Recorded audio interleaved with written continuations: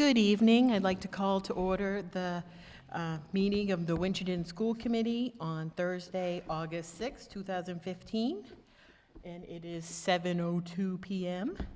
If we could please stand for the Pledge of Allegiance.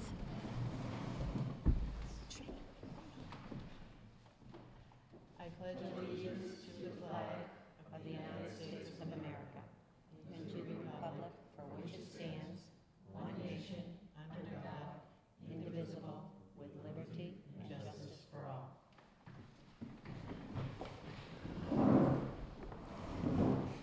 And we ask that if anybody is recording to please let us know.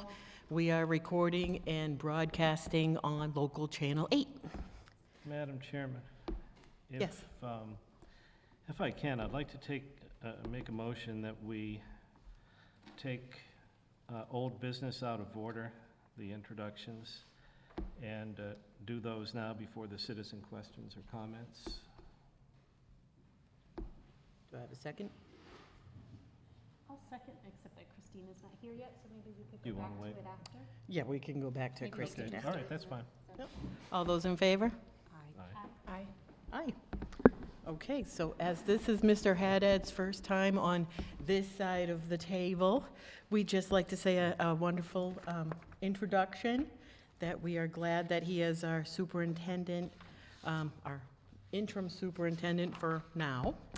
And to let everybody know that Mr. Haddad has actually worked in our district for 15 years. He has a Master's of Education, a Bachelor of Technical Science. He has professional licensure of all levels of superintendent, principals grade 5 through 12, and professional educator in business and technology. He's a resident of Winchendon, has some wonderful roots, and we are very excited to work with him. Mr. Haddad? Thank you.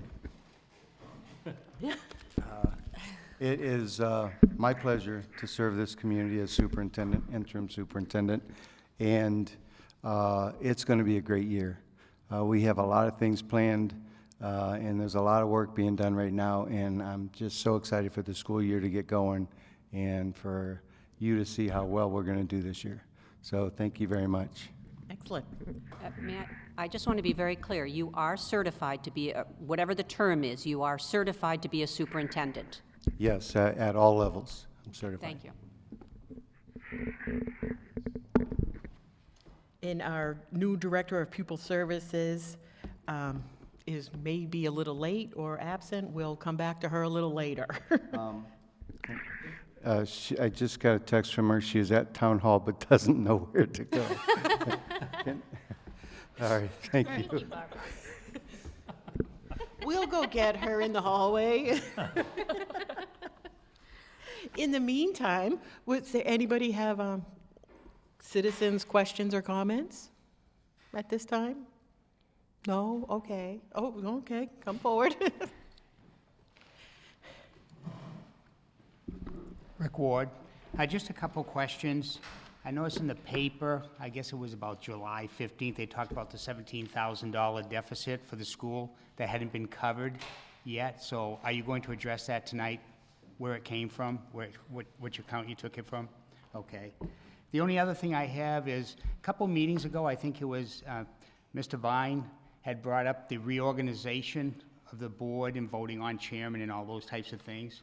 Then it was on the agenda, then it was taken off because you didn't have a full board. Is that totally off, or are you going to ever discuss that? That was done at a meeting that we had where we unfortunately weren't able to have it broadcast on TV. That has been recorded. That was our meeting. God, I don't have the date off the top of my head. Yeah, it was the meeting we had at the school office because the town hall was closed. Okay, so The second. it wasn't done at a school committee meeting? It was Yes, a it school was. committee meeting, but not it a wasn't public right one. here. Well, it was it was open, it public. was a posted open meeting, let's be clear, let's be It careful. wasn't on TV. It wasn't on TV. It wasn't on TV, that's right. There is a recording of it available in the town manager's Okay. office if Thank you you. want to get one. Thank you. Well, and actually, the results were, the chairman is Dawn Miss Harris, and the vice chair is Danielle Hart. Am I correct? Yes. Yes. That is correct. Thank you. May I? Kristina, can we bring you up to the witness table? Good evening, Kristina. I would like to introduce you to our Director of Pupil Services, Kristina Mecelicaite, and I'm getting that. She's given me a Post-it note. But Kristina comes to us from Lexington Public Schools. She has been in the business, and I'm going to let her talk and give us a little bit more information. She has been working for years, Lexington Public and North Central Charter, and she has conducted over thousands of interviews with parents, and she has one goal, and that is to make sure the students' needs are met. She's been in several meetings with us, and she just is just a wonderful light for our district, and we're going to be very happy to have her. Kristina, would you like to say a few words? Sure, thank you. And could you pronounce your last name correctly? Is it on? So, Yeah, it's on. on? Okay, so I'm just going to read what I prepared a little bit. So my name is Kristina Mecelicaite, That was close. and I'm honored to be the new Director of Pupil Services for Wnchendon Public Schools. I have 16 years of experience in special education. I have worked in urban and suburban districts with elementary, middle, and high school students as a paraprofessional, as a special educator, and as a director. I'm excited to have opportunity to serve Winchendon students, families, educators, and community members. My primary goal is to ensure equal access opportunities for all students. I want every student to reach their greatest potential for independence and success. Thank you so much. Thank you. Thank you. Please feel free to come forward anytime you need us. Summer is very hot in here. In winter, you need a couple of layers. I already need a couple layers. Okay. Always cold. Thank you for introduction, Steve. Thank you. Thank you, Kristina.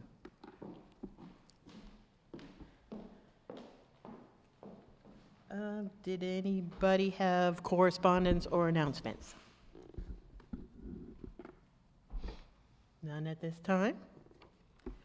We have no student representatives or recognitions this month, seeing it's summer. They're all in their pajamas or in the pool. Now we have a superintendent report, Mr. Haddad. Okay.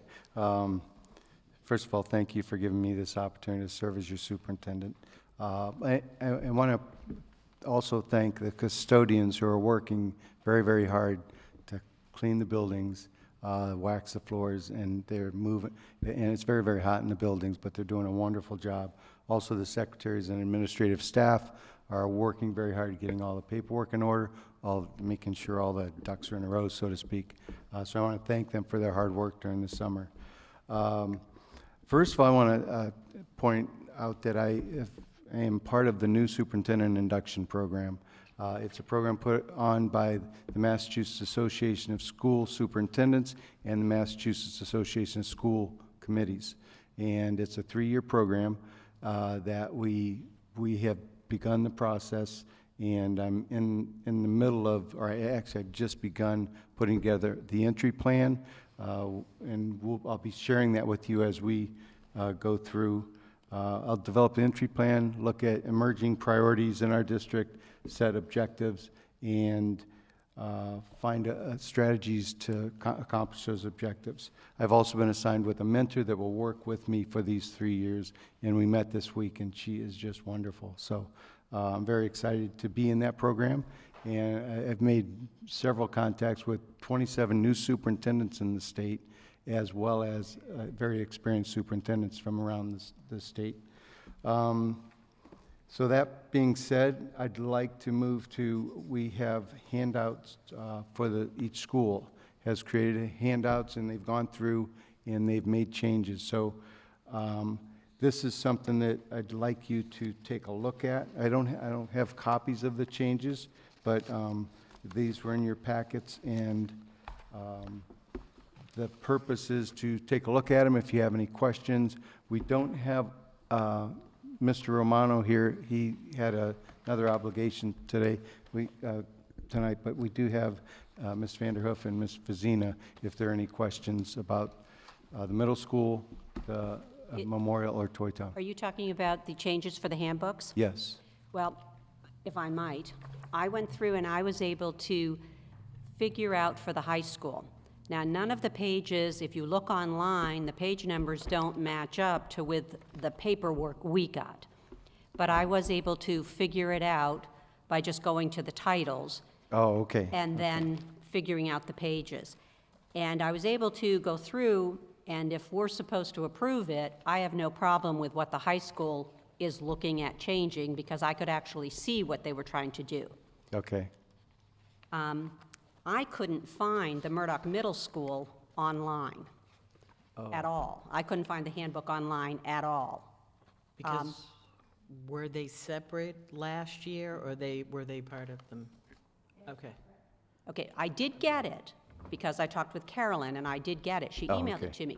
My problem is, by just saying page 6, mission, core values and beliefs, revised mission, that's meaningless to me. So I can't say whether you revised it well or not, because I have no idea what was done. So if there's an expectation of me approving this or not, I can't approve it, because I have no idea what was changed.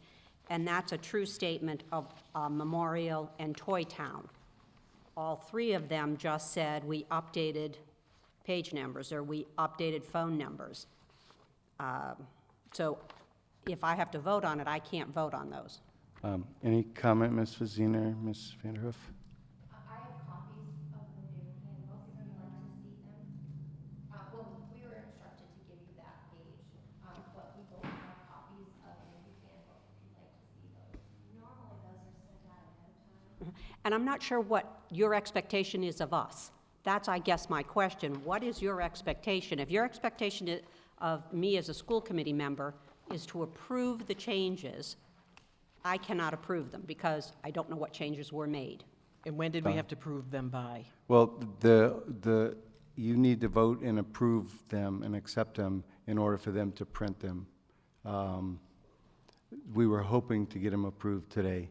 And this is just kind of a formality. There's really, they've made the changes. They're just confirming to you that changes have been made, and we're just hoping you accept them so that they can go off and print. It is, and actually, history shows you don't make any changes to it. You just accept it or And I don't accept understand that Right. history has shown that many things get approved without anybody, ever looking at them. And I'm changing history right now. That's not going to happen anymore, with me anyway. Okay. So I'm happy to take a recess in a little while if you have yours, and because I'm happy to approve the high school. I saw it, I can see it, and I'm okay with what the changes they made. Okay, Greg? I was going to say, I have to agree with Janet, and I can't even vote to approve the high school because I haven't seen that one yet. I'd like to see, and I The realize, actual handbook? I realize it's a delay, but I'd like to see a copy of all the handbooks. Okay.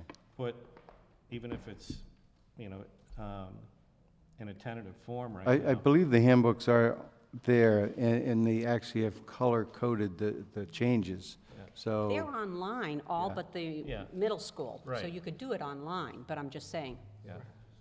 okay, and, Still, I'm more than willing to do it online, but I'd still like to get hard copies if they're Okay. available, put into our mailboxes maybe at the beginning of next week.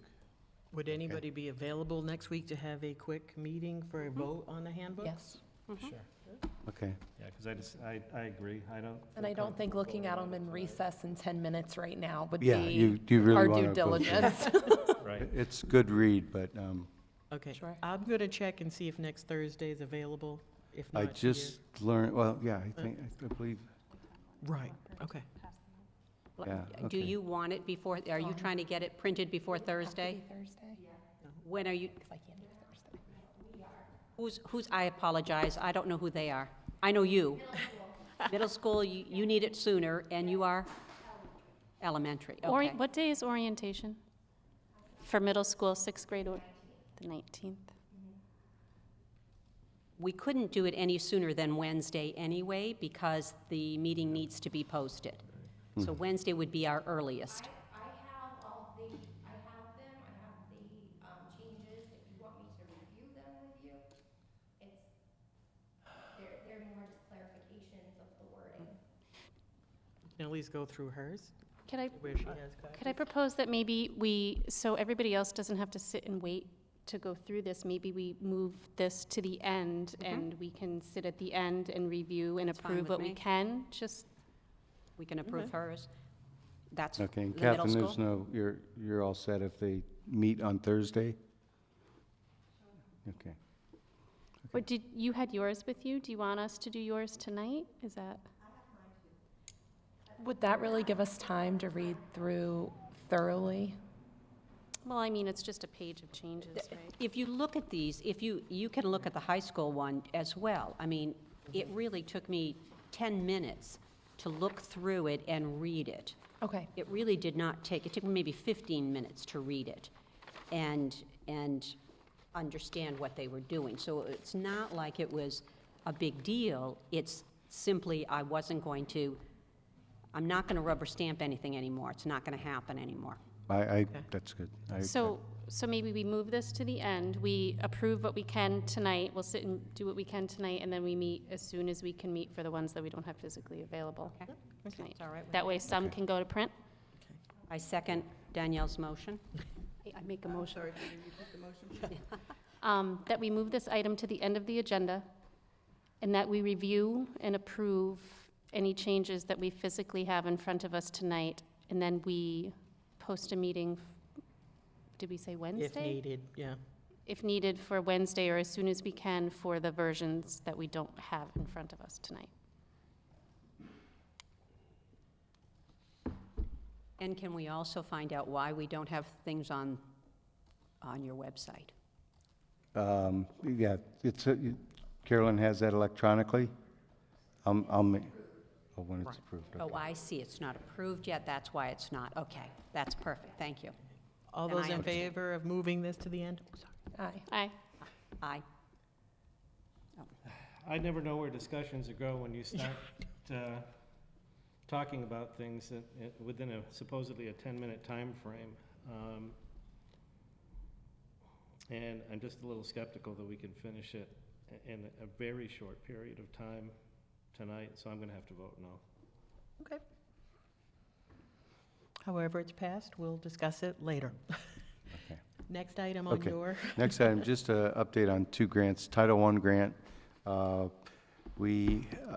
allocation was, they increased it $100,000 from last year, just about $100,000 to $405,000. We posted a coordinator position and filled that position. We've written the grant and submitted it, waiting for approval from the state. Title IIA, the allocation for that is $75,000. The same thing, we've posted a coordinator position for that. We've filled that position, and at this time, we're writing the Title IIA grant. And we have a little bit of time to submit that. I think it's the end of the month. So that's just a quick update on 2 grants. Next on my agenda is that we've held our own little administrative retreat. We went to the beautiful resort of Central Office Conference Room because we didn't have a lot of money to put out. I bought lunch yesterday, did not buy lunch the first day, but we had a wonderful time. We went through, we started with the SWOT analysis. We looked at our school's strengths, weaknesses, opportunities, and threats. That information from the administrative staff will help me with my entry plan. And we did a variety of things, just getting ready for the school year. Day one, the day one agenda is set. We're still tweaking it. One of the things we're bringing in this year is, you guys remember the Capturing Kids' Heart program? We talked a little bit about that last year. And 2 years ago, 4 of us went to a workshop, a 3-day workshop on Capturing Kids' Hearts. And it's a program that teaches teachers, administrators, the importance of getting to the child's heart in order to get to their mind.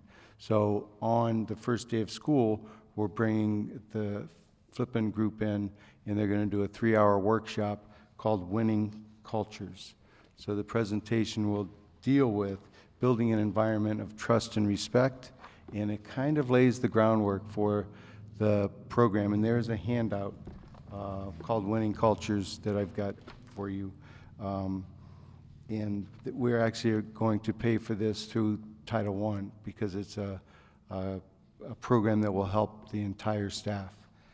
And it Excuse me, will. but you're going Go to be ahead. doing this on the first day, is that what you said? Yes, yeah. Okay. So we have a variety of things in the morning, and then we'll do this in the afternoon. We'll actually start before lunch, take a break for lunch, and then finish it in the afternoon. Also in that handout, there is a program called Leadership Blueprint. This isn't budgeted this year, but it's something I'd like to, it's about building high-performing teams. And we start with the administrative staff and the school committee members. So that will be something that I'm planning for next summer, possibly. We're going to be trying to, work a grant in order to pay for that. But again, it's another program that kind of builds a foundation to bring this Capturing Kids' Hearts program in. Now, that being said, the end of September, the Flippin' Group has offered for me to bring my school committee members in to a 3-day workshop. And it's usually local, maybe an hour drive, but the Flippin' Group is going to cover the cost. They just simply need to know how many people are interested. I'll get you more information on that. I don't have the dates or the location yet, but they are offering for you, and I'm going to go with you, and to learn a little bit more about Capturing Kids' Heart. It is a great program. We use it in the middle school. Our plan is to roll it out in the middle school and then, move it up and down the organization, so to speak. Okay? So this is just starting in the middle school? at Yes, this time? yeah. Okay. But we want to get you guys through the program first, so you can, I want your honest opinion. I went through it, Mr. Mackey went through it, we had a science teacher and an English teacher. We all loved the program, and we used it at the academy. I know Mr. Mackey uses it with his teachers at the middle school, but more training needs to take place. But really, it's kind of, trust and respect is the foundation. So it's a great program, and I think you'll like it, but I want you to judge for yourselves. So more details on that later. Next on my agenda is just, we've gone through the handbook, we've looked at the policies. We do need to update some of the policies. So, policy committee, Greg and I. okay. We should probably start scheduling. I think we're Policy scheduled for the subset for next 13th. Thursday. Oh, you have? Yeah. Okay, Yeah, okay. 9 o'clock, I think. 9 o'clock? that's right, I'll be there. with you. Okay. Is it on my calendar? We'll make sure it's on my calendar. Okay. We've made a slight change to a reporting relationship. And let me explain. Jennifer Haddad, the after-school program coordinator, reported to Salah. When you guys gave me the position, that can't happen. So we had her report to Mark, our business manager. Mark is a contracted employee, and technically, we can't have Winchendon Public employees reporting to contracted employees. So our new Director of Pupil Services is Jennifer's new boss. So congratulations. And that's just... More new responsibility. Didn't know was coming. But it does fall right in line with what her responsibilities are. Yeah. Director of Pupil Services, so. All right, and then there is we have two, our IT guys, have been here for 2 years. They've been paid hourly, they work 40-hour weeks, and the only thing is in their contracts, they never provided them with vacation time. So what I'd like to recommend is that we give them 2 weeks vacation time. I learned both of them this summer went on vacation, and they didn't get paid because, and they're working 40-hour weeks for us, and they're working very hard, and they're doing a wonderful job. There's no additional cost. It's just, we'll give them a week or 2 weeks off if you approve that, but it is something that you'll have to vote on and approve. And also just to reflect that this came up because of the new sick time law, Yes. which you had to look at everybody's contracts and make sure that they were getting their sick time correctly, according to the new laws. So that's why this came up to look at. And these are two guys that know our system, and they work very hard, and we don't want to lose them. And, you know, I know that's, they're not looking, but they are loyal employees, and they just will do anything for us, so. This would be Bill, and who else? Not Bill, he's got two guys, and I don't know, can we say names, all employees? right. Are they contract, do they have a contract? They have contracts, yes. So is They're this- paid hourly, see their and they work contracts 40 first. hours. Is this something where we would legally be able to vote to approve to give them something now this year, or it's something that we have to wait until contract No, negotiation? We can make an amendment to the contract. Yeah, because they're not under the union, are they? No. And you guys are setting up another meeting to review the handbook. I can bring the contracts to that meeting, if that's okay. Maybe send them to us ahead of time so we can have Yes. them read before that meeting? Yes. Okay. That'd be great. Okay. And then the two final things. Today we had a person in from a company known as EverFi. They are a company that they have curriculum, and they offer it for free. And Janet participated. I actually was called out to a meeting. Janet, can you give us any feedback on the program? Oh, yes. Oh, yes, I can. Actually, I have it here. I was going to speak about it later, but this is a program that it's called EverFi Learning Courses. I am so excited about it. Just being there, I just got all pumped. It is software that goes in conjunction with the teachers, and it's on their iPads or their computers, but it will teach them science and math and a lot of other things as well. Financial literacy. Financial literacy. There was Common Core, you know, we had talked about them learning about government and sort of things, but there were just modules that they could learn, and it is free. Yeah. It is free, and the teachers can use it. So the software was phenomenal. It just looked great, and it's free. Can I say that again? It was free. The reason it's free, if I can add, is that the NHL, they go out and they find sponsors, and the NHL and the Bruins sponsor it, and one of the programs has to do with hockey. Yeah. And they look at the hockey rink, and you learn about angles and hitting the puck and what kind of angles you need. And then they talk about volume and how much water you need and how cold does water have to be. And I just think the kids in this district are going to love that program. And it's free. It's free. But what I also want to bring up is I was there with Ms. Aker, who is a sixth grade science and math teacher, and Mr. Herrick, and please correct me if I'm mispronouncing their names, who is a seventh and eighth grade science teacher, and Ms. Vazina, thank you, the middle school assistant principal, and Ms. Haddad, who's the after-school program coordinator, and Chris Provost, Mr. Provost, who's the director of the alternative school. The academy. And the academy, and you when you were there. And I think what excited me as much as the software and it being free is these people were so excited, and you could just hear them. You could hear their brains going, and then you could hear their mouths going, we could do this, and we can do that, and we can have this, and we can have that. It was just so thrilling to see that happen.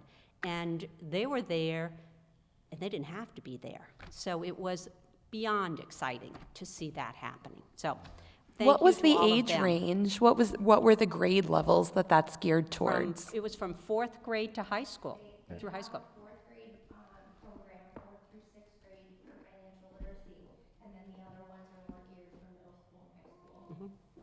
But it was exciting. It was exciting to watch the teachers and the vice principal, and it was exciting to see the software. So thank you, That- and thank those people. And I was so disappointed that I was called out because the passion and enthusiasm in that group. And I'm going to say it again, this is going to be a great year. These are the kind of things we're bringing into the programs, and the kids are going to love it. So it isn't the entire curriculum, it enhances the Yes, curriculum. exactly. Okay, nice description, Janet. And the last thing I just want to point out, maybe you'll mention this, but the joint meeting has been rescheduled from the 17th to the 24th at 6:30 PM. And that was DOR's request, so we'll be here. Okay. That report has been posted to the DOR website now, so people can go onto the website. There is a link going around Facebook, I think, so if people want to take some time to read and digest the report, it's out there. All right, thank you. And I'd like to turn it over to Mr. Chapulis to give our business report.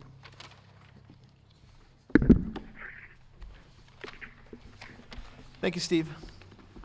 So what you have in front of you are two budget reports. One is year ending FY15, and the other is the first month of operational results for FY16. If you look at FY15, you can see the school ended the year with no deficit. Yay. This is also includes coverage for a carry forward for FY14 expenses in the amount of almost $17,000. And I know the question was asked about covering it. Basically, these were expenses that had been on POs for FY14, which were paid in August, early August, mid-August last year, before DOR came in and before the town closed out all the POs that were existing for FY14. So these expenses had been paid back in the very early part of the school year. You know, the issue had never come up again, and all the POs had been closed up until we were closing the books this year, and the issue came up. So I believe at the time, you know, the process we wanted to go through was to bring it to school committee to say, you know, these are FY14 expenses. You know, we've been meeting with DOR almost monthly since October. You know, these are expenses that one expects is FY14 and is part of the deficit coverage for FY14, but they were not. So we wanted to bring them to school committee for a vote. But what was happening is, without covering this, checks for FY15 bills, which needed to be paid, weren't being released. So after meeting with the superintendent, we had some school choice money left that we were able to utilize to cover the FY14 $17,000 worth of expenditures and bring the budget for FY15 plus the carry forward expenses in with no deficit. So I hope that answers your question. We also have FY16 results, and we'll produce these as we normally do for you monthly. We also have sent you an email, I believe David sent you, to the TMS website where you can log in. And what we'll do for these every month is we'll post them on the website so they're always available for you to view and review. So those are available. And we are currently closing out grants for FY15. Many of the grants go to the end of August, so there's still expenditures coming in, and there's still a closeout process that we're going through. So once we have the grants closed out, I can report the grant completions to you, most likely next month. And as Steve said, we're in the process of applying for grants for FY16. Some have come in, some are being written, so that's a process that will continue on into early September. Does anybody have any questions? I have a series of them. Sure. If we look at 1110, the school committee, we currently, for FY16, have an expenditure of $4,598. Can you tell us what that is? Let's see. It's FY16.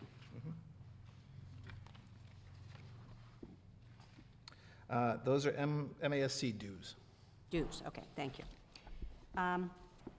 When we look at the other 1230, again, it's actually across the board. When you look at the FY15, we actually had an expenditure of 184% on that for FY15. But when we budgeted for FY16, so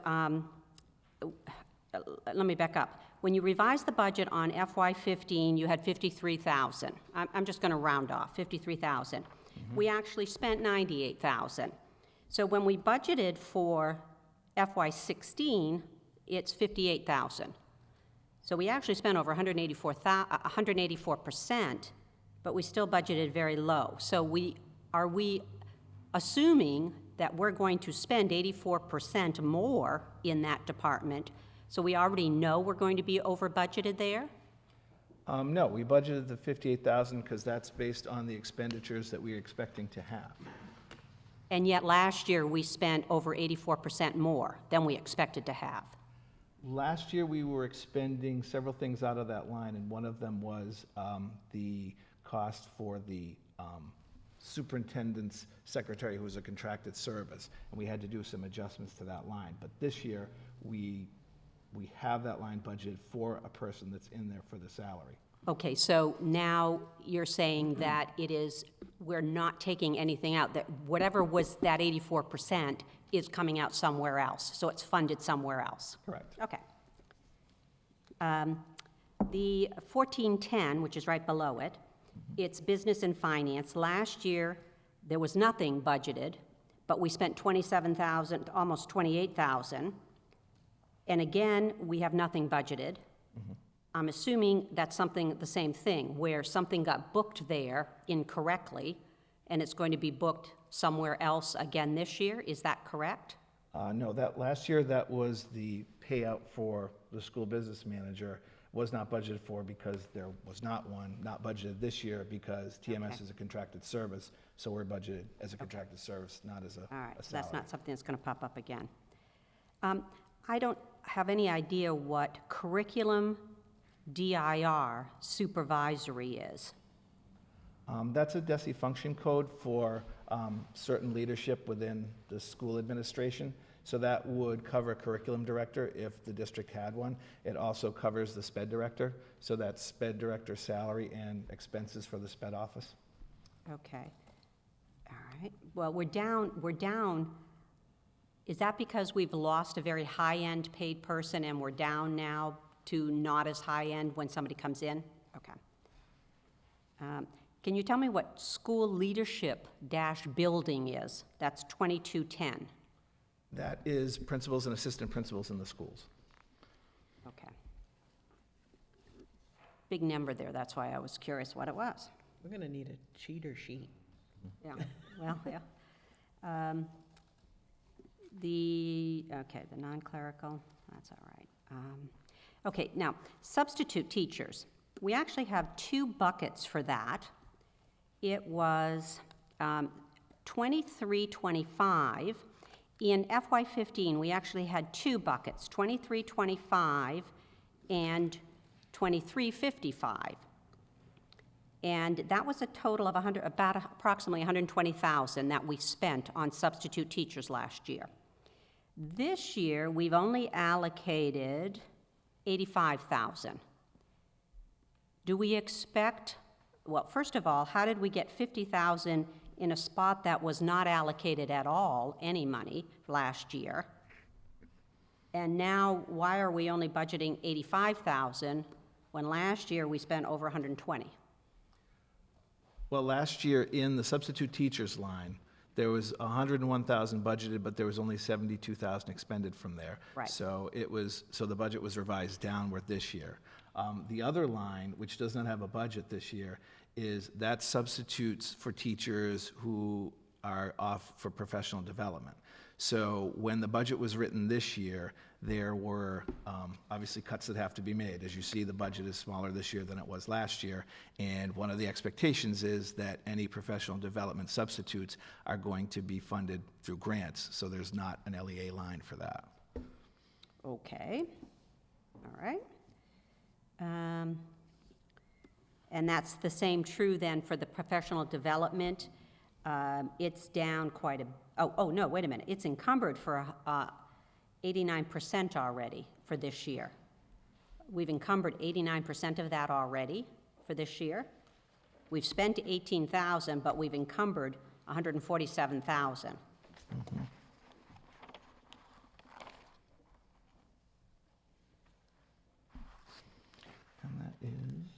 It's 2357. 2357, and it's for FY16.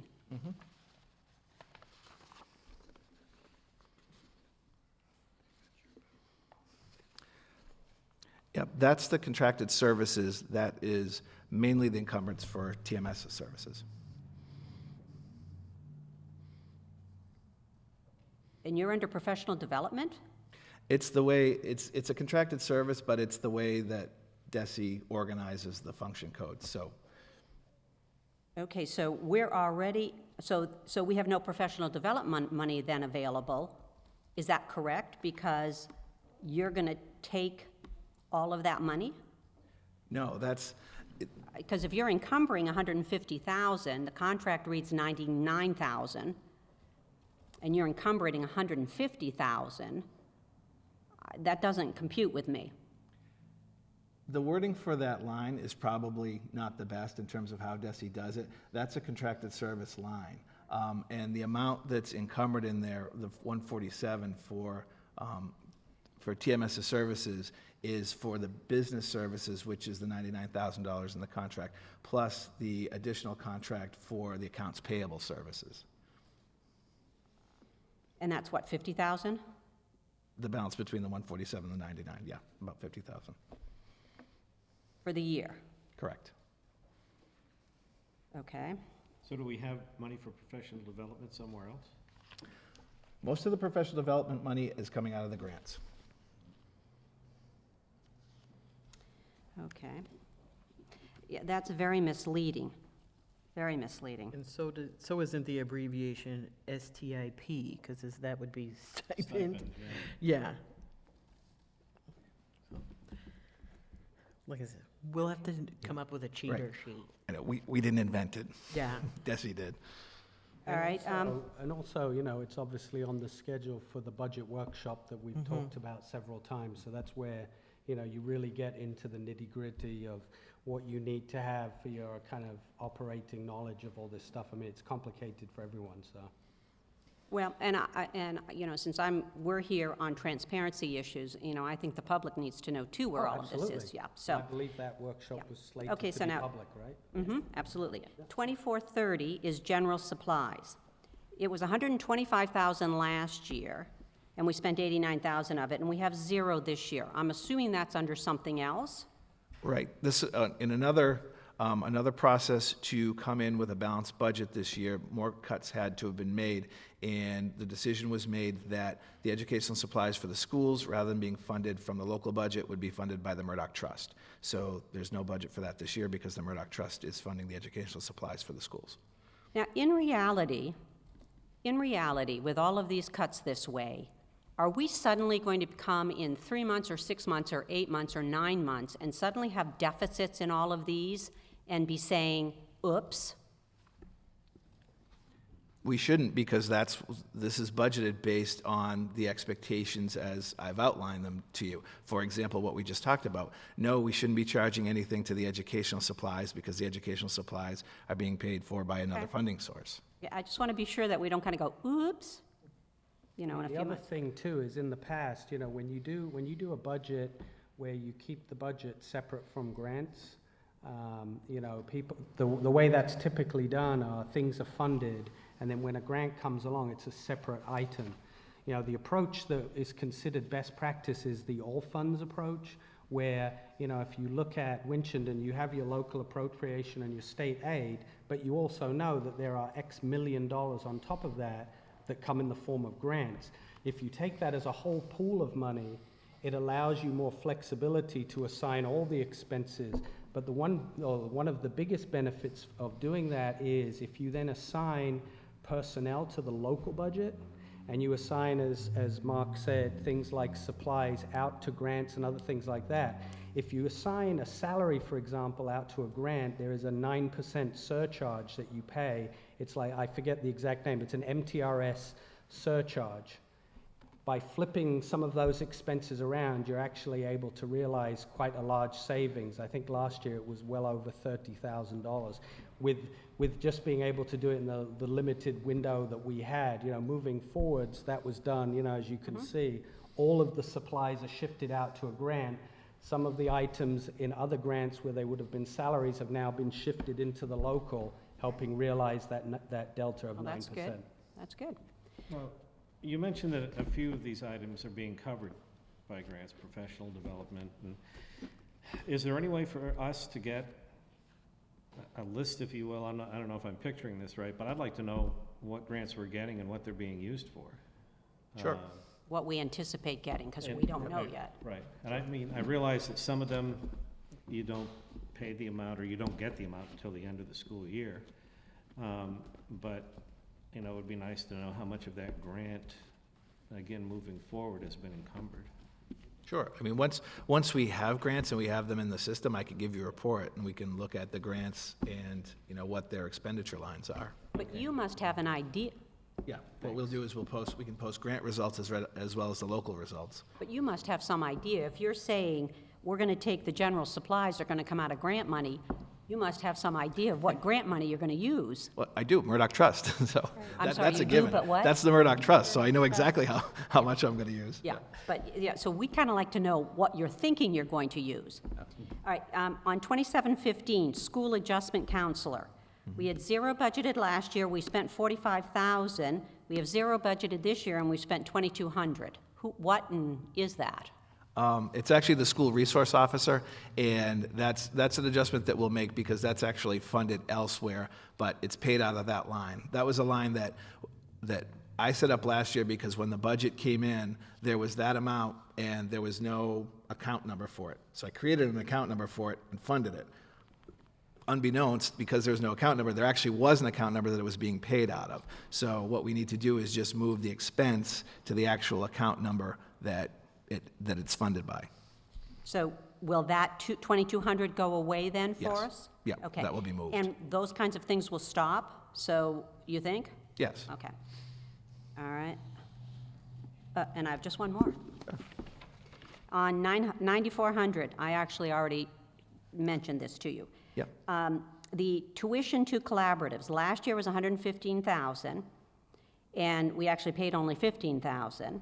This year it was 15,000 revised, we've paid 8,900, and we've encumbered 626,461. That's 4,180% over. It's a lot, yeah. Yeah, it is a lot. Those are one of the lines that, first of all, to look at the original budget and the cut of it.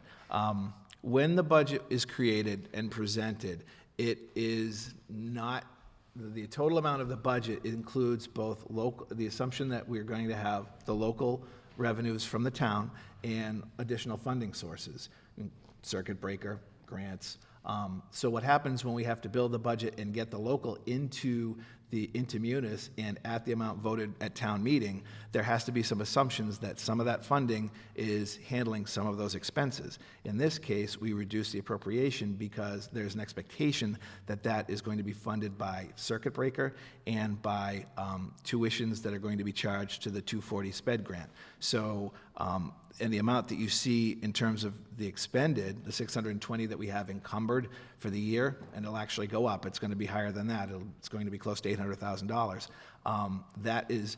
That's the money that eventually will be charged to those other funding sources. But DOR, when they came in last year, made it very clear to put any expenses for SPED, like tuitions, keep it in the local budget until you receive revenues to charge them against. So until we get revenues for circuit breaker or for SPED tuitions out of the 240 grant, we can't charge any of that money over. So over the course of the year, as money comes in, you'll see that encumbrance go down because it will be moved. But it can't happen until revenues are received. So it seems like magic hokey pokey to me, but, Well, it's, I mean, it just seems to in me the- like it's. Well, let me say it this way, Janice, because in the past, like last year, the number wasn't quite as high as it was this year because we started out charging purchase orders for student tuitions directly to circuit breaker and directly to the 240 grant. So you wouldn't see it in the local budget, you would see it there, so it's a smaller number, but it existed, but you just didn't see it. Now you're seeing it because what DOR wants to say is, wherever they are, unless you've got money to offset them in those other funds, show them here. So that's what we're doing, is we're showing them here. And ultimately, you know, if you look at the bottom line of the budget, you know, as items move around, I mean, that's, a budget is a plan. You know, so long as the bottom line nets out, you know, it's common practice to move items, transfer from one line to another. You know, obviously there are expectations as to what's going to be, what expenses are going to be, you know. So along with those encumbrances really, as you well know, are not monies that have been spent. They are parked there kind of with a little padlock on, holding them in place to cover an expense, you know. As they become real expenses, as Mark explained, those will be farmed out to the exact right place. But as a placeholder to make sure the bottom line of the budget comes out true, that's what they're used for. Your spreadsheet, Janet, was very handy.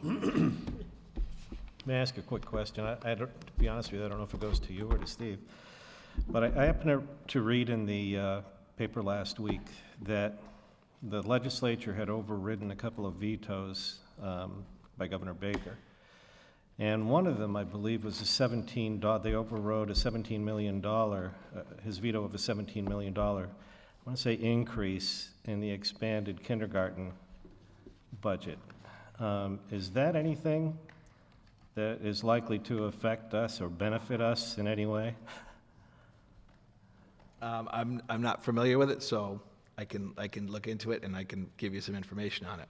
All right, thanks. While the kindergarten question comes up, how are we on applying for the free kindergarten?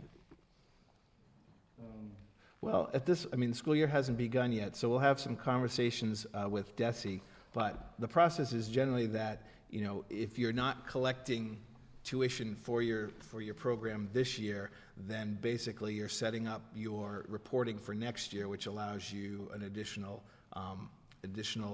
remuneration from the state by offering the free tuition kindergarten. So. Okay. Excuse me, are you talking kindergarten or pre-K? Pre-K. Pre-K, sorry. Okay, so we're just offering free pre-K now, Correct. so we can apply to get reimbursement Right. after this Yes, because year. you have to report a year, and they're going to look at your SIMS data as of October 1st, so they're going to look to see where you were last year, what you charged, and then apply it for next year.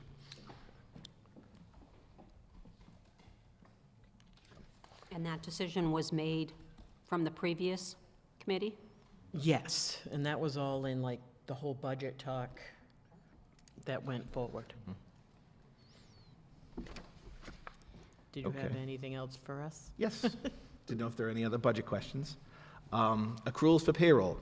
One of the things we talked about at the last time we were at this meeting was making sure that we had all the information for employees available on their paychecks. And I can tell you that we have entered all the data into Harper's. They have all that data, and we are working with them to make sure that they can appropriately calculate accruals through the course of FY16. So in other words, they have all the data from us as of the end of fiscal 15. There needs to be a calculation as to how people accrue time in fiscal 16. I met with them last Thursday in their office to go through all of our contracts with them, and they are working on getting that programming finalized so that it will be available. So we're going to continue to meet with them until it's ready to go, because obviously our goal is to have that in place before the start of the school year. And just to add to that, there was a joint meeting with the town accountant's office, with the business office, the superintendent, I believe some of the staff from that who do HR in the town office here. It was a big joint meeting with Harper's. We had addressed this concern. We provided them the data that they needed by, it was about the middle of July, they had all the data.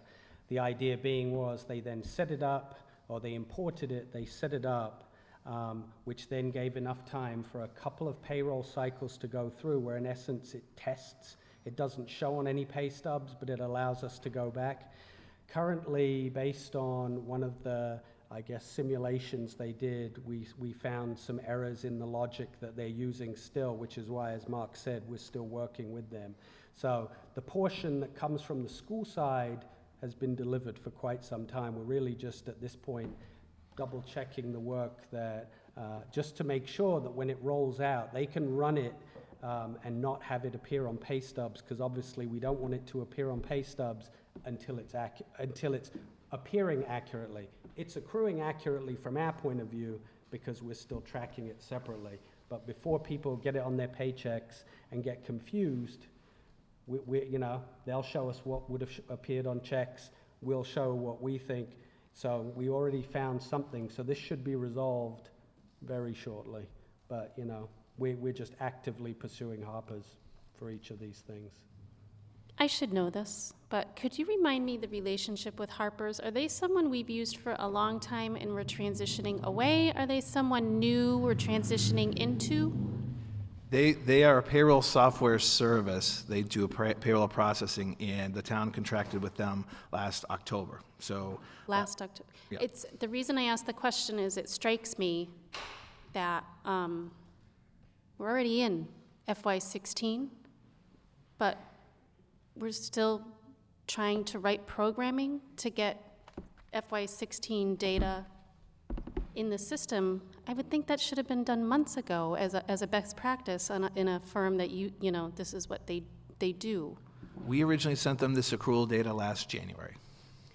Danielle, there has been a lot of going back and forth with, they said, we said, she said, he did, and it's sort of everybody's agreed that we're moving forward. No, I'm saying so I wanted to understand if this was a new arrangement we're looking into, and if it is, which it is, I think we need to look at Harper performance as it goes forward and keep that in mind. And keep that in mind as contracts come up for renewal or amendments come up for renewal. I think the need for this after the fiscal year started is a glaring, hey, look at me, let's make sure.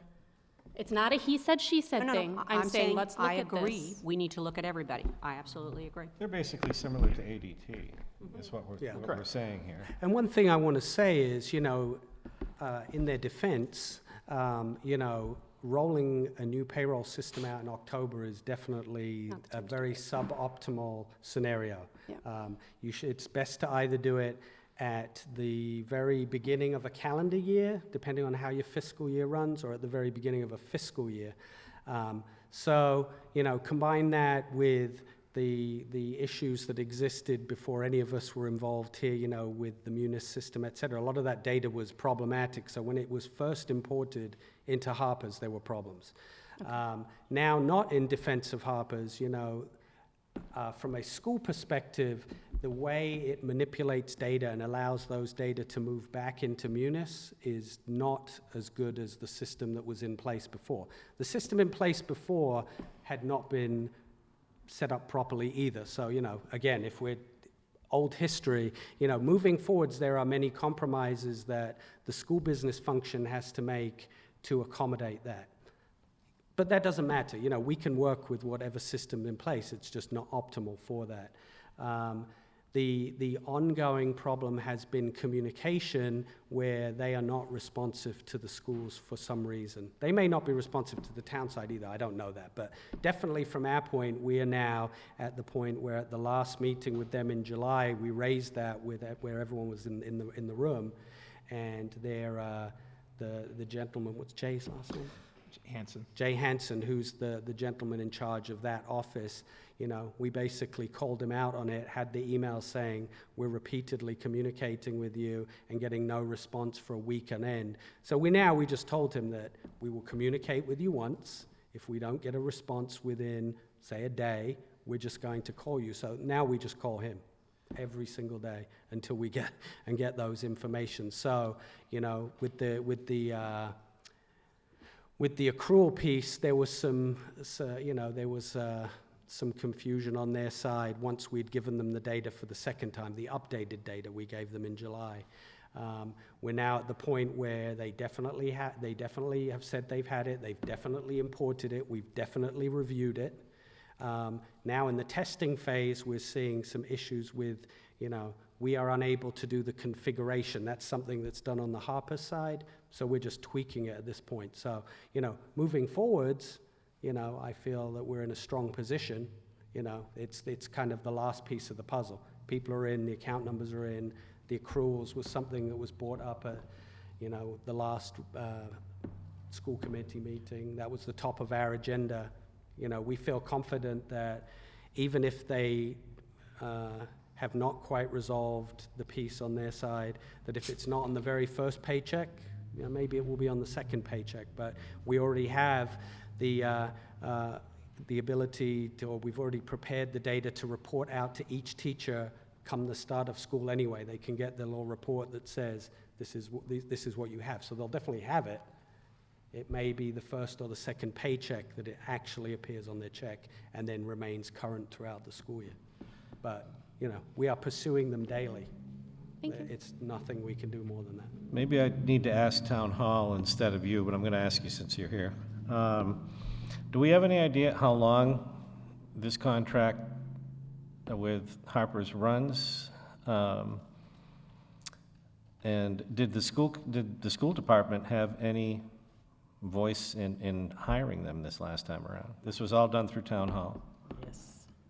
Okay, without any consultation with the school district? I mean, it would be unfair to say without consultation, the schools were informed that the change was going to occur. They were told it was happening, Yeah, but... and that was actually one of the things then, because it is a problem, you know, if you take a best practice scenario, or even, you know, almost the kind of common sense scenario of the beginning of the fiscal year or the beginning of the calendar year as the place to start, when that didn't happen, you know, that's why we, on the business office side, had to put in kind of double duty to continue running Munis to, in essence, double check the stuff that was coming out on the other side of Harper's, and that's where a lot of the confusion was occurring between, you know, we'd get reports back, and it was, you know, once you realize that for some reason Harper's had adjusted something and then they don't tell you, you know, those are, but that's how, by running the Munis concurrently, it took a lot of extra work, honestly. It delayed the posting of some of the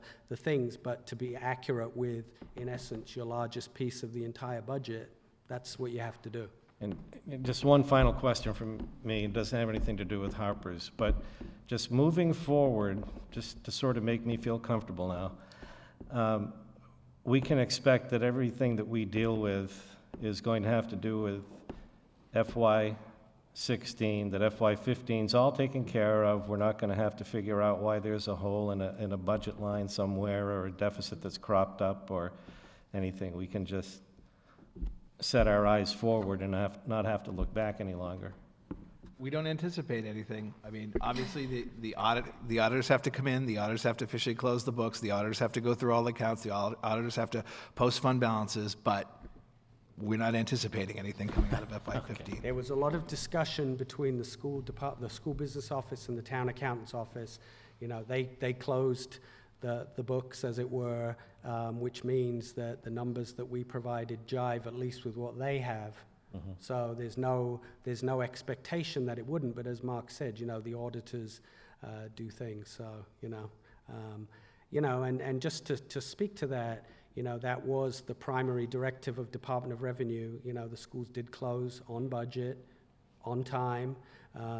You know, there was a flurry of activity at the end, which is not typical, but, you know, when there is those things, you know, that are unexpected, you know, not only did we make sure that the balances were covered, we also made sure that if we could reallocate funds, there was a lot of movement of monies in and out of grants to make sure that the monies were expended most advantageously from the point of view of the schools. You know, you can spend money from different pots, but if you leave it in one pot, it gives you more flexibility than if you leave it in another pot.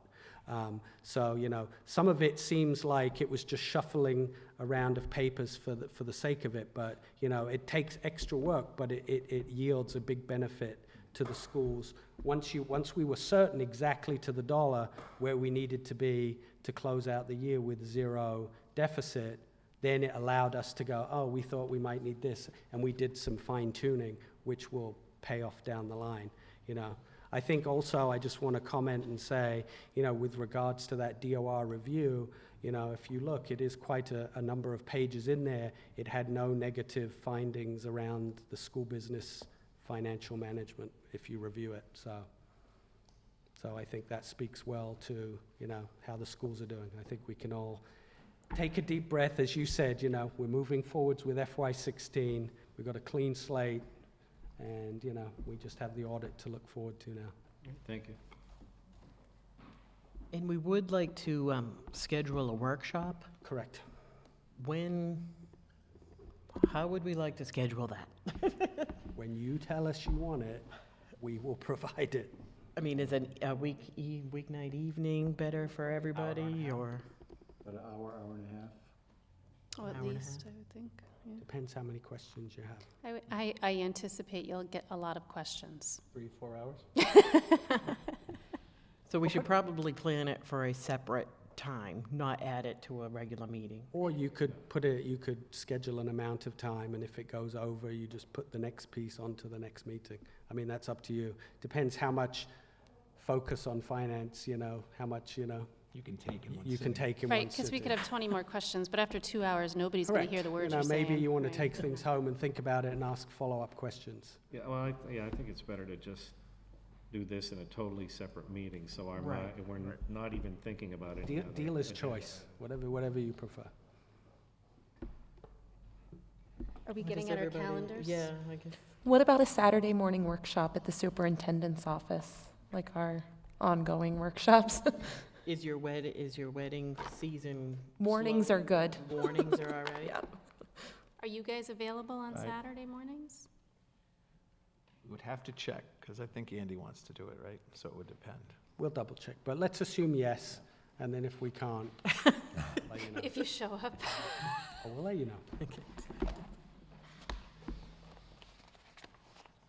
Do you want to pick a date or a couple dates? and Yeah, we we can do try. that? Are you planning any more vacations? Okay. I'm pretty much open, so. How about September 18th, or is that too soon? How about September 18th or October 2nd? Is it You mean the 18th or 19th? Those are Fridays. I'm sorry, 19th or 3rd? Or is that too soon? Oh, no. Do the 19th then. Okay, 19th let's sounds try good. for September 19th. At 9 o'clock? 9 a.m. Yep.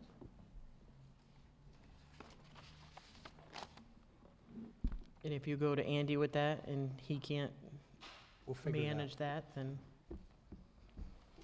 and we can do that in central office? Sure. Okay.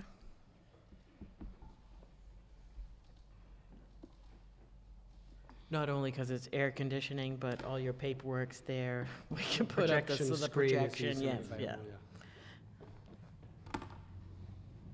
We do have a fan behind us. Yeah, but then it interferes with the microphones.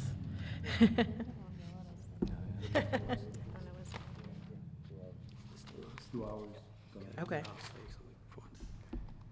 So just the next item I wanted to review, there was some mention of the online, on the TMS website. Just so everyone knows, the reports that we are going to place on there are the same reports that you would put out here. It's not kind of secret stuff. It's just a good way to organize. You know, it basically is a way to allow us, the moment we've got them prepared, we can upload them. You can log in whenever you like, so you could see them, which will probably mean that you would be able to, should you so wish, get them prior to them being delivered in your packet. I saw them. I but went they- online Yeah, today. but they are the same things that would be presented at the meeting anyway. So the benefit of that, other than it being a way to get it to you more expediently, is also it allows you in a quick and easy way. It just organizes them chronologically. So should you, you know, for some casual Sunday night reading, want to go back over X number of months of whatever it is, you can certainly do that.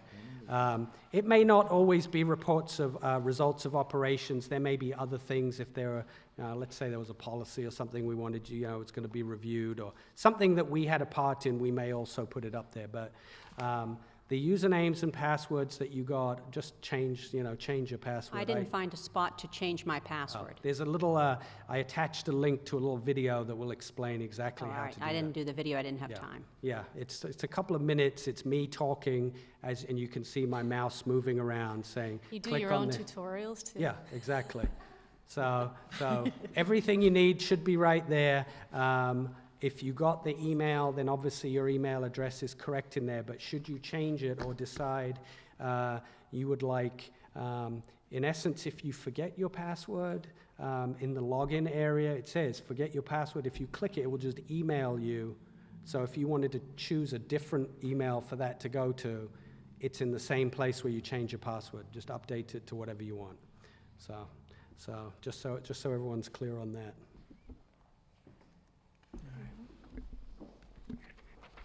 More? Yeah. One last item. We've been busy beavers. As you may recall, at the annual town meeting, there was a vote on the transportation budget. It's a town side expense, but it funds the transportation for the school. And because of the timing of the bidding process and the results of the bid as compared to the proposed budget from the town manager, there was a gap of about $153,000 between what was voted, what was proposed and then voted, and what the actual cost of the contract is. And at the meeting, the Finance Committee Chair had suggested that we go back and see if there's any savings that could be had through looking at routes. And so TMS did that, and we have come to the conclusion that although it would be tight, we could eliminate 2 bus routes out of the process that we have now. So that would, and each bus for year 1 is approximately $61,000. So that's a savings of about $122,000 towards that gap in funding. So one of the things that we were going to be asking you for is, although it doesn't require a vote, if you choose to support this, it basically would be a vote of support to look at the bus routes and revise them down to buses. Every child will be picked up.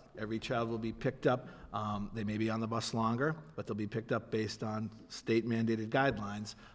But in looking at it, the person who looked at it, who used to work for a transportation company, said, right now there's enough fat in there that certainly bus routes can be reduced. And I mean, what it will mean is obviously the town will not have to come up with the funding for that amount of money. Obviously, we know anytime something changes with buses, there's going to be concerns, and it may be some changes of stops and what have you. So it's a weight of, saving the town funding versus there's probably going to be some changes to routes and stops to some degree. So just wanted to present that to you, and like I said, yes? How much time does it add for some people, for some children? Do you know that? I don't have the total, but I know it doesn't exceed the time in your policy manual. Just so you know, currently to get that accurate information, we would have to pull data from one of the systems that is not operated by the business office, but it's something that seems to be having an issue. So we're already addressed. Bill Clinton is working on his vacation, I guess, to give us those data. But, it would still mean that the kids would be on the buses. They would, the distance between their home and their bus stop would not exceed the state requirement, and their amount of time spent on the bus would not exceed the requirements of the state. So I don't know what those requirements are right now. That was my question. Do you know what those are? I don't Okay, know off the so top. are you saying you would give us that information of how many people are affected, and then you're asking us to stand behind it, or are you just asking us today to stand behind it? Well, okay. So if we go, I just want to rewind the clock slightly. At the town meeting, they had proposed a certain number of dollars to cover Yes. transportation. When it came in with the bid, because it got rebid, it meant the actual number came up higher than was anticipated. Yes. Obviously, for the town to pass the budget, they would have had to make an equivalent cut somewhere else, and it was seen to be by the town, and obviously we would agree, it's an inefficient thing to try and do on the fly. Yes. So it was agreed that let's see if anything can be done to help reduce that in the meantime, so that then, should there be a need for additional funding, it could come up at the fall town meeting. So what we've done is, we're saying that, you know, on the school side, we could say there is $0. We could, by doing nothing, there is a zero saving. If we reduce one bus, it could be 61,000. If there's two, it could be 122,000. I understand. It's really up to, we're asking you for, because obviously the math and the calculations require a lot of work. We just want to know what the priority of the school district, the school committee is, because we then have to present it back to the town. And I guess I'm saying, I think we should try and save 120,000, but it's very difficult for me to sit here and say, we should save 120,000 if it means some child is going to have to walk 10 more minutes and sit on the bus a half an hour longer. I don't know that answer. Do you understand where I'm coming from, where I don't know how much longer I'm expecting somebody to stay on a bus and or walk? Okay. So that's a toughie for me to say, but yeah, saving Just- 120,000. The only concern, the concern we have on the side of the schools is as follows. Obviously, we would like to be able to provide the families out in town the information as soon as possible, because obviously doing it mid-year will just cause more confusion. And obviously, every day we run an extra bus, it is an increment of $61,000 per bus. Well- So that being the case, what we're saying is that you can keep it within the state state, whatever they've deemed as up to this amount is appropriate. You know, what we'd like to do is just know what your priority is. You know, each method requires quite an amount of work on our part that we honestly provide gratis. So, Is there any way, because we would have to get this to the paper for printing by August 19th, because you want it printed in the paper of the 21st. Is there any way to get those routes updated by then? Let me see the calendar again, I'm sorry. It's going in the 21st. Oh, it just disappeared. Danielle, did you have No, something? if it's going in the 21st, yeah, it would need to be there by the 19th, you're right. Yeah. Yes, it You can be can do updated by that.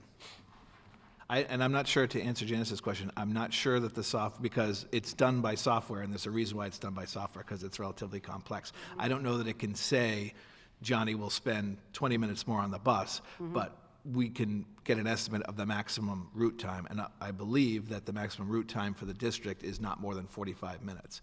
And that being the case, then nobody's going to be on the bus for more than 45 minutes. I would make a motion that we vote to approve eliminating the 2 buses, because we would be standing behind our commitment that was made at town meeting to reduce the bus schedule, given the fact that it's been confirmed that the time on the bus does not exceed the state mandate. Right, and, I mean, we won't be able to vote on this until after the newspaper deadline goes by anyway, for our next And scheduled meeting. again, it's just a vote of support. Right. It's not our decision. Right. Right? right. I mean, ultimately, you know, what we're doing is we're trying to be creative and come up with ways to help support, you know, that I guess potential deficit on the town side line. You know, just to add to that, one of the other methods that we're working on, it's looking like it may not actually be feasible, but there is a way to prepay for the gasoline. It's very technical, because depending on whether you prepay for it, it's exempt from taxation, it makes it cheaper. There are several things, but for it to be eligible, it has to be able to be stored separately, because they dye it, I guess. They dye the fuel, so if someone were to dipstick and say, have you been using this fuel when you're not supposed to? Like farm Yeah, fuel exactly. type. So we're currently working with the VP for this region of First Student to see if we can still do that. If we could, that would be an additional savings out to the town. That's not looking promising. The other thing I wanted to add to this is, you know, what we're talking about is, if we eliminate these 2 buses, that would be $121,000 this year. That would then continue on for the next 5 years, or the 4 subsequent years of the contract, actually yielding over $600,000 in savings. And I appreciate you saying that, but I'd like to say it just a wee bit differently. It is not to the town, it is to the taxpayers. It is to all of us, whether we're school or town, it is to the taxpayers, Correct. all of us. And this is why we're saying this, we would like to do Yes. what the school can to try and help support that, because we've said it 100 times even today.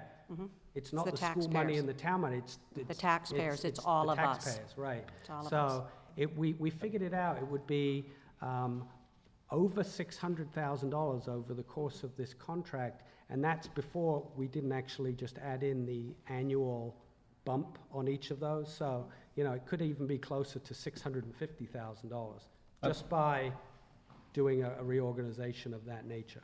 I'd like to second Danielle's motion. Thank you. And all those in favor of moving forward with the new bus routes? Aye. Aye. Chair votes aye, and it is passed to move forward with new bus routes and canceling 2 buses. I was trying to find the time requirement, but I failed. And just to piggyback on that, once that's done, our next area to look at is, there could potentially be also savings in sped transportation as well. We'll do a similar kind of review of those areas and see. There may not be, but, we can certainly look and see. Okay, excellent. Did you have anything else? I'm done. Okay, did anybody have any questions for the business office? No? No, we're good I for promise. tonight? Okay. Let's Did you have a walk- question? Oh. No? Let's move on to new business. We'd like to invite Mr. Gould from Monachuset as our Monachuset representative. Sorry to make you wait so long, Burt. Been there, done that. Oh, yeah. Well, I was here a year ago, and I see some new faces. So, as a fellow school committee member, I'd like to welcome all the new members. It's the experience of your life. Your husband and your kids will agree with you all the time. The Courier will write glowing editorials about you. And when you get to town meeting, everybody's going to vote with you. And the salary that goes with it. Yep. Thank you. The salary that keeps us here. That's why I do it.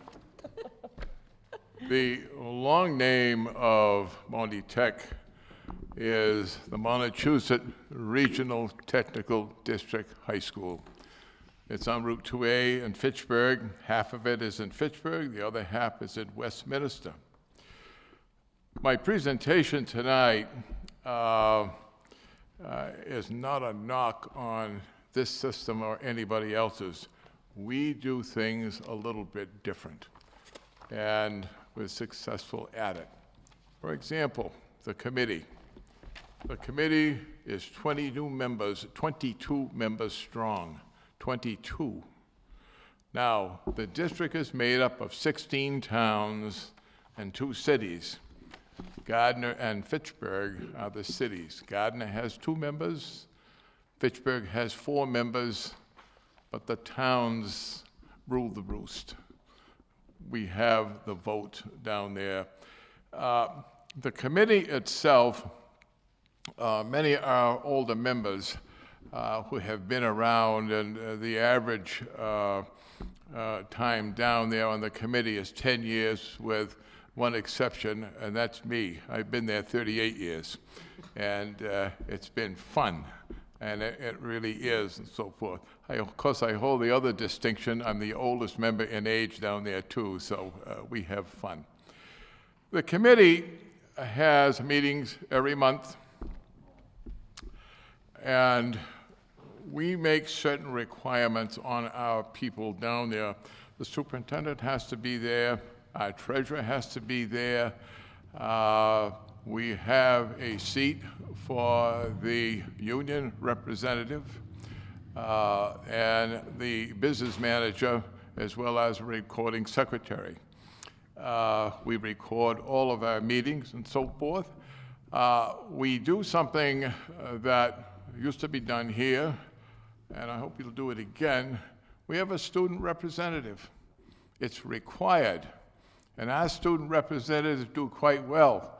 The last student representative we have sitting behind me, he now is a selectman. So, I mean, he got elected selectman because he went to Monachuset. We were able to pull in a student representative a few Pardon? times last year, so we are trying that again. The committee at Monachuset really gets involved in it. We run on subcommittees.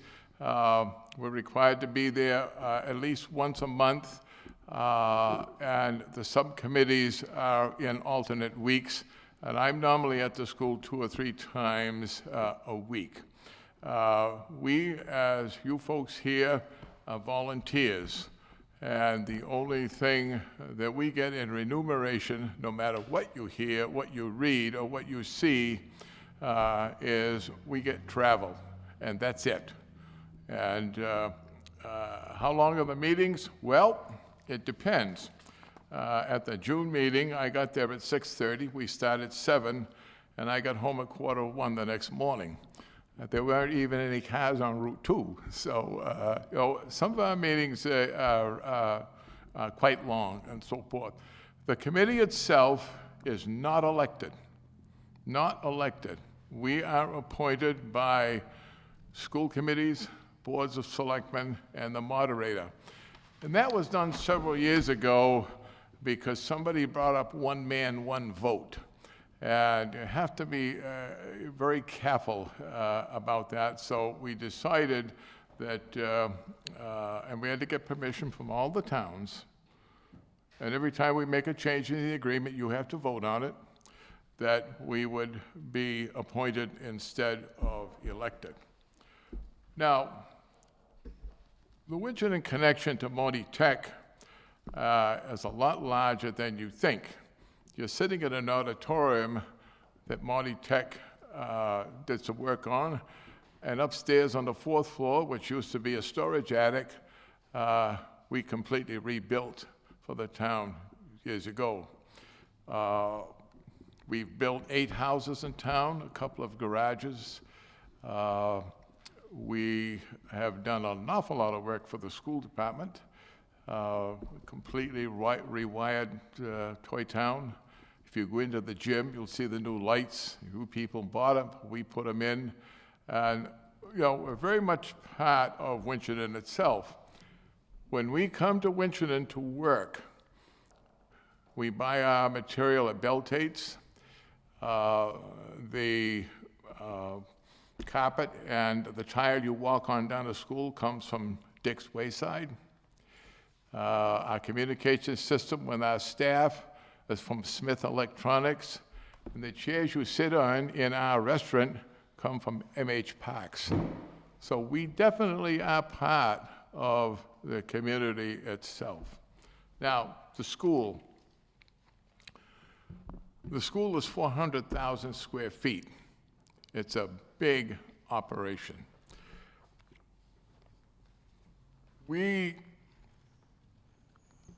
have 1,400 and change students, and by October 1st, when the DOE requires an accurate count, we probably will be up to 1,450. Now, in your handout, I gave you a sheet, and you will see, and I am proud of it, that Winchendon is the largest sending town in the district. We got a couple more than Gardner, so we're second on the list. I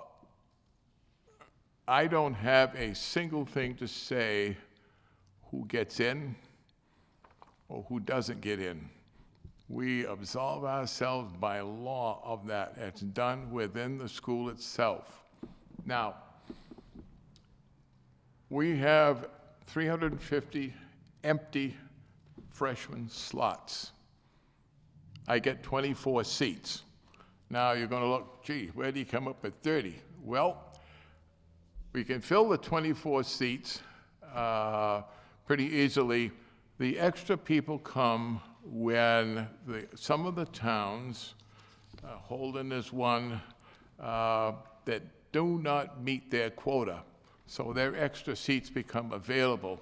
And then it is done by application. And the cutoff score, to the best of my knowledge, is about 85 or 86, which when I went to school, the B+, I'm not sure what it is now. So, I mean, you've got to be a good student. That's all there is to it. The difference between Monty and you folks is that we're a vocational school. We have to teach academics, and we simply, wind up with the extra cost that goes with it. That being said, you get into Monty-Tech, and you get to take English, you get to take math, you get to take science, you get to take language, but you're at a trade school, and we have 21 different trades. Now, the trades are very interesting. A freshman gets in, and they go through all the trades for the first 6 months. And there's some very interesting stories that come up with this, because they send a 14-year-old down there, perhaps a young lady, to become a cosmetologist. And we do have hairdressing down there. And she comes home and say, gee, I've decided to go into masonry. And that happens. One of the most interesting things that happened to me, and I won't mention the name, but somebody will figure out who this is. There's a family in town whose parents own a factory. They make chairs. The son went to Monty-Tech. Parents went down to take a look. Gee, they thought when he came back he was going to cabinet making, or he was going to go into carpentry. He sat down at the dinner table and said, gee, I took metal technology. So, there's all kinds of opportunities down there, and this does happen, and so forth. We have no say whatsoever what you pick. And our feeling simply is this: a student goes in, he may pick auto body or mechanics, but this is what he wants to do. This is what he's satisfied at it.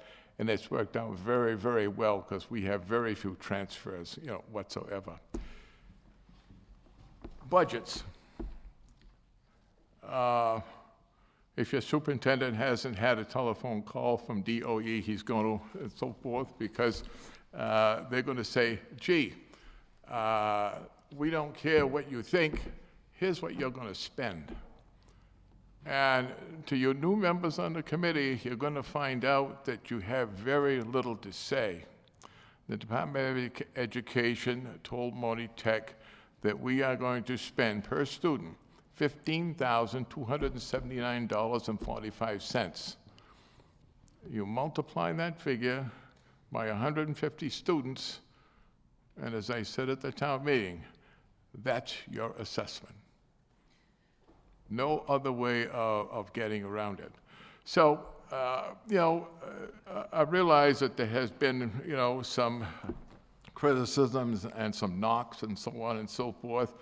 We're not your enemy. We're not going to be.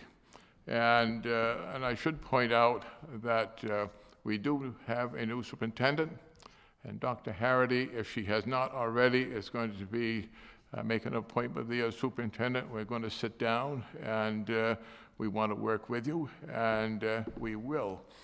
We have some ambitious plans up here this fall, right on Central Street, and you'll see it perhaps in about 5 or 6 weeks. But we're not going to neglect the school.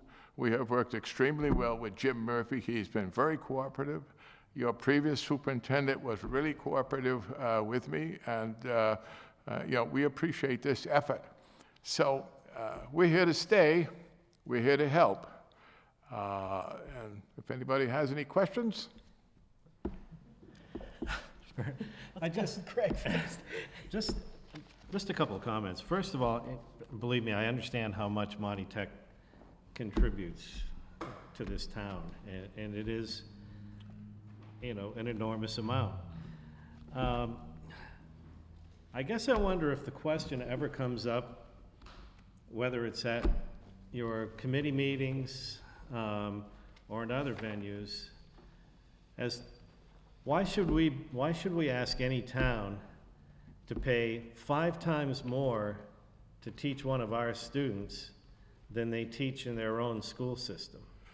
I guess what justifies that enormous gap? I mean, it's huge. I'm not exactly sure what you folks pay. I would say you must pay A little over 3,000. $9,000-10,000. It's about $2,000 $2,000 difference. No, it's about $2,000 difference from what we spend on a child here in Winchendon and a child we have, we I understand pay. you pay that you pay I'm sorry, my fingers are $13,000 bad and so today. forth. Bear something in mind now, we are in two education facets. We have to comply with the law, with what you do in academics. We also have to comply, with the vocational end of it. And they're in our hair all the time. I mean, that's all there is to it.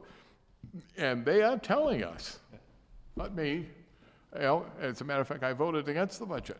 They are telling us what we are going to spend. As a matter of fact, they're going to tell you what your minimum contribution is. Well, I mean, but did they tell you, for instance, do you have to spend on a public information officer? That seems like a luxury for most schools. I don't know. We don't have one. Huh? We don't have one. When did they get rid of it? They used to. We No, used to get press releases from them. We never had a public information officer in the years I've been down there. I see. We used to get, as a matter of fact, I applied for it once down there for public information officer. I know you did. So, and I'm just wondering where the We money have, comes we from. we have a part-time retired lady who does some of the publicity. Most of the publicity will come from the superintendent's office. We don't have a public information officer at all. All right, I'm not trying to pin you down on anything. These are just questions that I Yeah, had from what, that's fine, information that's that why I I'm could here. get. Yeah. My question is pertinent to the number of children. We are allowed 24 slots. In the freshman class. In the first go-round. Yeah. We're sending 147. Now, each of the children have to have 85% or better. That's my figure, but I think I'm pretty darn close. Okay, somewhere in there. Yeah. So it is really the brightest of the brightest you're taking. But they also have to have a trade. Is that what you're saying? Do they all come out of there with a degree in a trade? Absolutely. Absolutely. So you're saying you're taking the highest academically from our schools.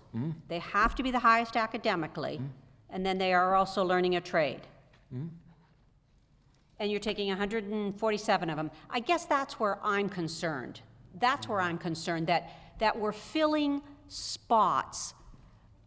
And that's where I'm disconnected from it, I guess. But you can't tell parents what they're going to do with their children. I want us to do better. Yeah. What I can't- would like to see, and if you don't know this off the top of your head, I would like you to come back to a meeting soon, if you could. I would like to see some numbers about, I would say overall and specific to Winchendon, I would like to see some numbers about what graduates from Monty Tech go on to work in a trade, and how many graduates go on to go to like a 4-year college. I would like to see the track that they're taking. What percentage of students abandon their trade, for lack of a better word, that they've been certified for at Monty Tech, but go on to a 4-year college or university? Probably half. And so from that data, I personally want to take on the effort to do some analysis, to do some work groups in the community, and let's look at what we can do to perhaps cap, I know some people aren't going to like me, but perhaps cap those extra children that we send so we can get the focus back on those kids who need and want and benefit from a trade. Let's keep those college-bound students in the Wnchendon public schools, and let's say we reduce this 123 extra students about by half. That would save us $120,000 a year just from freshmen. Maybe we can get a foreign language program. Maybe we can get things that will help to keep the students who don't necessarily want or need that trade in our schools, because I think a big reason they're going out, quite frankly, is Monty Tech has a great program and a great education. They get what they need. So I would like to see some data about that so we can look at what we need to do for our public schools going forward. May I ask one different question in there before you respond? Are we having children that don't get an 85%, but really want a vocation? Do we have children in the Wnchendon schools that don't have an 85% in their English and math, but really want to have a vocation, and they can't get into Monty Tech? Do we have that kind of a child? Are they not getting into Monty Tech because they don't have an 85% in their math and English? It's been my experience down there that students come down here because they're not mad at Burdock. I haven't heard one from Winchendon, and I do ask them. I get down there in the school and talk to them.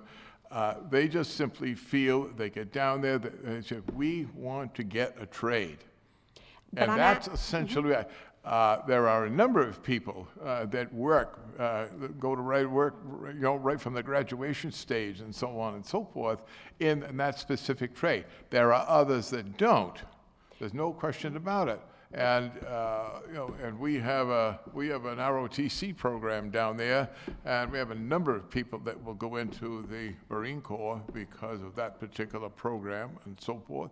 But are there children being denied access to Monty Tech that really want to trade, but they do not have the 85%? Are there children that cannot get into Monty Tech that want to have a trade, Yes. but they don't have an 85%? This year, I got 57 applications.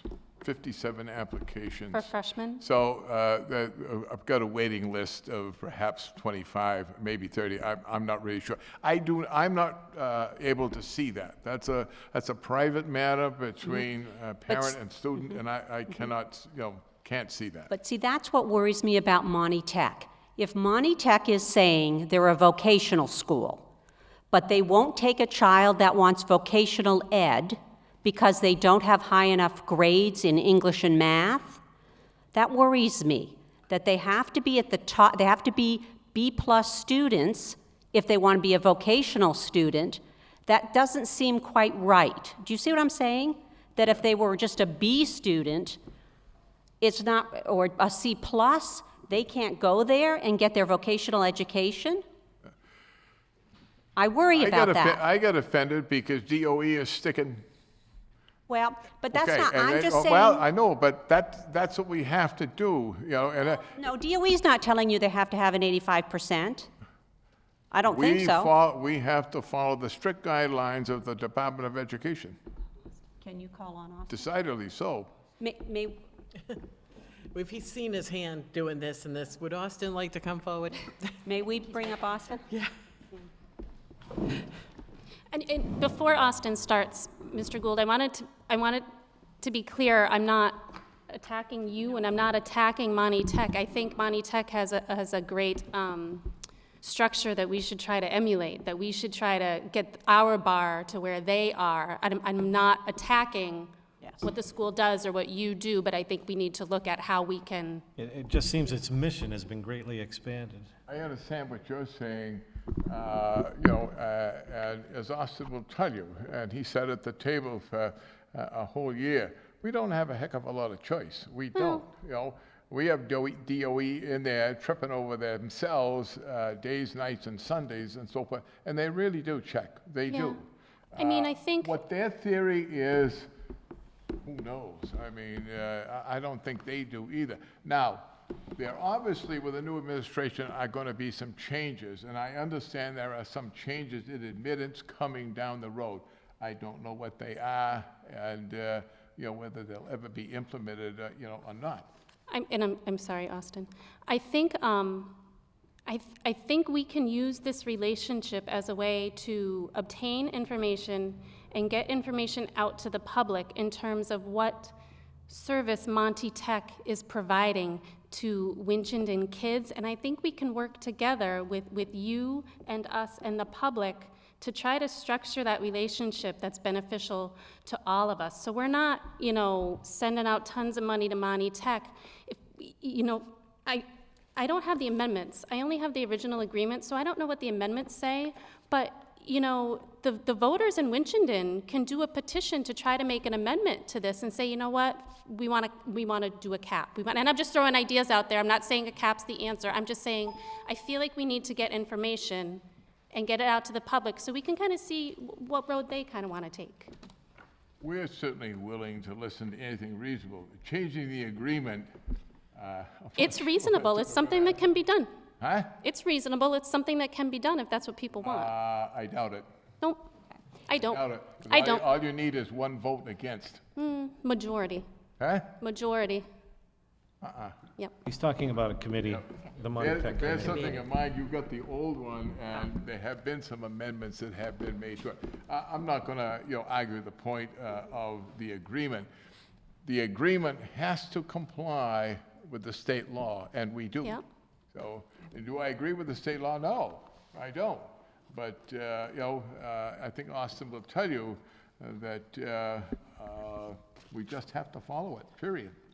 I think what it comes down to is we want to see Monty Tech as a partner instead of a competitor. Yep. Pardon? I think what it comes down to is we want to see Monty Tech as a partner and not a competitor. And right now, that's how most of the people I've spoken to, and I'd have to put myself in there as well, see it as a competitor rather than a partner. Well, we're eminently successful, basically, because what we did was we followed the law basically as we were told, and it took some doing. It took some doing, amongst 22 people to do this, because there's a lot of people down there that disagree with DOE. Oh, sure. Yeah. I hate to be, why should I sit there, or why should you folks sit there and have them tell you what you're going to spend? And then you have to stand up and explain it to the voters, and that's kind of hard. My turn. Well, I'm Austin Sagano. I'd like to say and clarify, I'm not speaking as a town official. I'm speaking as a Monty Tech alumni. But I will say that I truly believe that I'm in the position that I am because of my education at Monty Tech. I'd like to give myself some credit, but I do believe my 4 years there were remarkable, and especially my last year as a senior on the school committee serving as a student rep. I definitely believe that's contributed to where I am now. First, I'll answer to Danielle and Greg's when you said about the relationship. I do believe, if I remember correctly, on the school committee last year, the prior superintendent, Sherrick, had brought forth an idea about kind of establishing a vocational program in a setting school district. And they were going to test it out at Fitchburg. I don't know if that's been scrapped or, well, so that's another thing. That could potentially bring, some students back home. I do believe they were going to test it first at Fitchburg and see if it works. Potentially, maybe we could test it in Winchendon and see if it works and see if a vocational program, could work here. It would be a relationship, I do believe, with Monty Tech. They would still kind of work out and help. But there's one thing. The second thing, with regard to the threshold, when you're talking about 85%, it's not strictly academics. There's an admissions process. I don't know the whole admissions process. I just know that there's an interview. They base it off of your attendance, your discipline. You have to have recommendations from your guidance counselor. So it's more than just grades. I remember in my interview, I didn't realize I had an interview that day. I was in shorts and a t-shirt, but I had the attendance and I had the discipline and I had the grades. But there were other people that didn't do so well in grades. They had a great interview, they had good discipline records, and they still were in Monty Tech. So it's not necessarily how well you did on MCAS or how well you did just in your grades overall. It's really just how you are as a person, and it includes academics for sure, but there's more than that. There's more variables than that. So, and if I'm also remembering correctly, there was a threshold, and it was discussed last year. And I do believe that there was a problem with that, and they got rid of that threshold. It was, I want to say, maybe 85, but I don't know if that's there anymore. If you can answer to that. I have nothing to do with admittances. The committee does not. There's an admissions director, Kim Curry, and she does all of the interviews. She goes to every school, and she interviews the students, and she works with the guidance department, and she works with all the schools, and then that's where they go into the admissions process. So I just wanted to answer to that because I don't think I certainly really had a, 85% average overall, but I just, I did well in other things as well. And it's, like I said, it's more than just grades. So, yeah, so I guess that's about it. Austin, can I ask you a couple quick questions? Sure. What was your chosen field at Monty Tech? My chosen field, I did go into graphic communications. All right. What is it? I toured many different ones. I was in, luckily I didn't have cosmetology in my exploratory. I didn't touch that. But I went to masonry. I was in house carpentry. I was in electrical. My first choice was graphics. My second was masonry. My third was electrical. So your top vocation was the graphics. Yes. Now, are you still pursuing that? Yeah, actually, because I took advantage of the school's co-op program. When I was a junior, as soon as I was able to, I applied for it, and that's a competitive program as well. You have to, have the grades and be there as a student. I took advantage of that. So my last 2 years of high school, I was in a co-op program in Fitchburg, and I still work there to this day. They decided to keep me when I went to college. So I guess maybe I'm one of those exceptions. There is a large portion of my friends that I graduated with that, they moved away and they're not doing their field anymore. There's people that go in the military. I did have the statistics. I don't have it on me, but I do have those statistics. I can maybe forward it to you. Yeah, we can get the statistics basically the people that follow in their trades. That would be great. Yeah. As a student, I actually because I graduated in 2014, they send out a survey 1 year later, and they ask, well, where are you now? What are you up to? So I just filled it out, and so there's a little bit of everywhere. But there's also a large portion of people, mostly in the kind of industrial type of trades, so welding and house carpentry. They just go right into their field. They're not interested really in. Can I ask a follow-up question to that? Did you know that you would attend college after high school, even when choosing to go to Monty Tech? Well, my whole choice of Monty Tech was, I didn't really know I wanted to go to Monty Tech in the beginning. I applied at the last minute, and like I said, at my interview, I didn't know. I showed up in shorts and t-shirt. So I really didn't even know much about Monty Tech. So I did have plans for college. My plans were, I lived in Gardner at the time, so I was going to go to Gardner High School. But when I went to Monty Tech, I still had those ambitions to go to college. I had higher ambitions. Political ambitions, and I followed through on those. So yeah, and there's still a lot of people, Sure. and some people flip-flop. I remember some people that I was in trade with. They, they decided, oh, I do want to go to college, or wow, I really love this trade. I want to do this when I graduate. So that things change sometimes. And the reason I ask that is kind of piggybacking on what Janet said, is with certain requirements and a limited number of students who can go to Monty Tech, my thought is if you're taking spots for kids who already know they're college bound and already have a future in that direction, are we then limiting opportunities for kids who might not necessarily have the capacity to be college bound, but who may have the capacity to learn the skills of a trade? It's possible. The thing about Monty Tech is, it's such a large school, but even now at the capacity that we're at, or that they're at, I can't say where anymore, it's packed. All the classes, I think there's, more than 25 students in each class. Sure. So, I'm sure I'm sure they could accept more students, if maybe they got some more room, so that's something I'm sure they could look at as well. We have no room at all. Yeah. I guess that's my biggest concern from this point, is if you have 24 spots and you have 16 of those with kids who already know I'm going to college no matter what, are you then taking 16 spots away from kids who already know college isn't for me, I'm not necessarily an academic, but I'd love to learn a trade? How do you keep opportunities open for both when really you're taking the same pool of kids for Monty Tech that already know they're college bound, and you're leaving the kids who don't get in potentially with zero option? But you can't deny them. The thing of it is, nobody can go to you as a parent and say, well, you've got a youngster that does quite well. We're not going to let you into Monty Tech because he's too smart. Well, no, I'm not expecting you not to let that person in, but I'm saying, what do you do for the kids that you know are not on a college-bound track, but who want to learn a trade and don't have the 85%? Or who maybe don't do well in an interview because they're maybe, a quieter, not outspoken, not outgoing, not someone who's necessarily going to interview well, but who may be amazing under the hood of a car.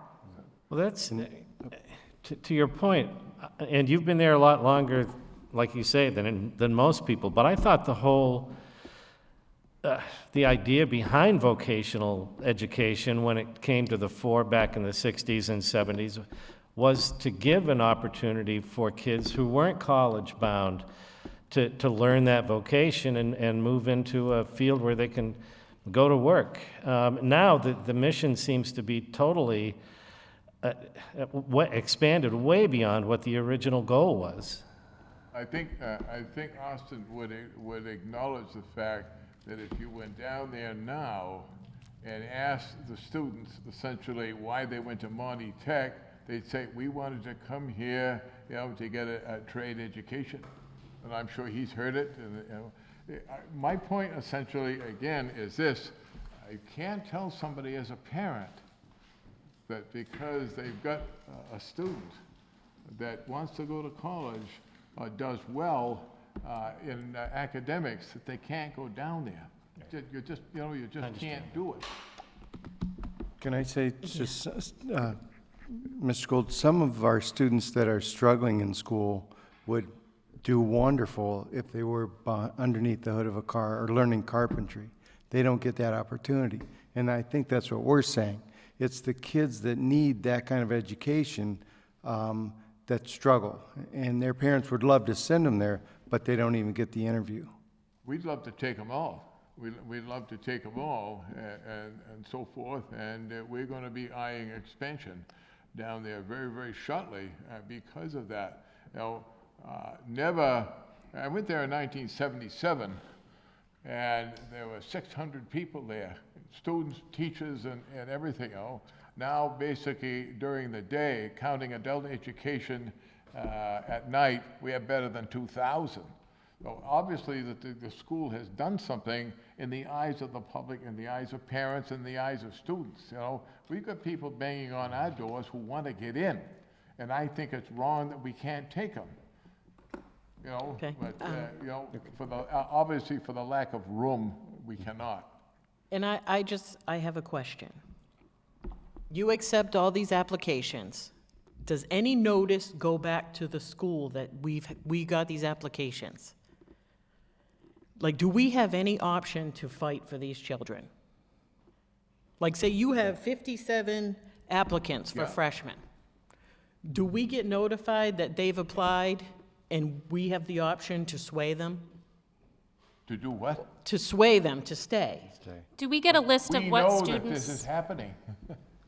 We know that this is happening. Do the Winchendon public schools? Absolutely. Yes. It goes through our guidance department. People can sit there and say, we don't. We know that that has happened.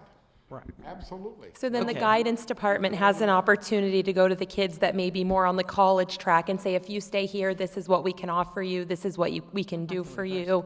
We encourage you with what your goals are to stay here and take AP classes and, to do X, Y, Z. So that does happen. But I'd like to see the reverse.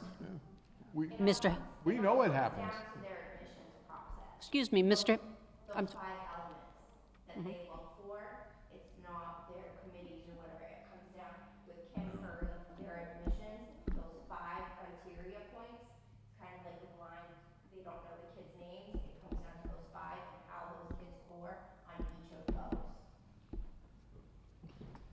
But can Mr. Haddad say, this person, these 5 kids would do fabulous under the hood of a car or welding or something, and they really should be considered? Can I recommend students to your admissions process? Well, okay, now you're getting into some waters basically where we can get torpedoed and so forth, because there have been schools, and I've been there long enough to know, that will say, we don't want you taking our football players, we don't want you taking our academic, but we'll send all the people we don't want. And That's not what That's not what no I'm saying. dispersion No, no, on that- Not- if we anybody, could just- but that happens. Austin is aware of it. I'm definitely aware of it. That's why you went there, Austin? They didn't want you. No, for point, we are told as a vocational school, here's what your entrance requirements are gonna be. And if you don't think they don't check, they do. That's why we employ an admittance officer, and that's all she does. That's all Mrs. Curry does, is admittances, period. 365 days a year, or certainly for the 183 or 200 days that we're involved, and so forth. And the state will check. So, we don't have a heck of a lot of choice. I understand what you people are saying. Are we taking your good students? We certainly are, but we're a good school. All right, okay, let's. And they want to come there. 1 minute. All right. In our bylaws, under the town of Winchendon, we are supposed to meet with you quarterly. Yep. I know that has not been done, but we are going to keep to that. If you could bring us in November more statistics. Okay. Statistics. What I would like, basically, is if you could put down in writing exactly what you want, and you'll get it before November, and so forth. We will bring up our admittance people. I'll bring Mrs. Curry up here at the next meeting, and, Great. and pepper her with questions and so Great. on and so forth.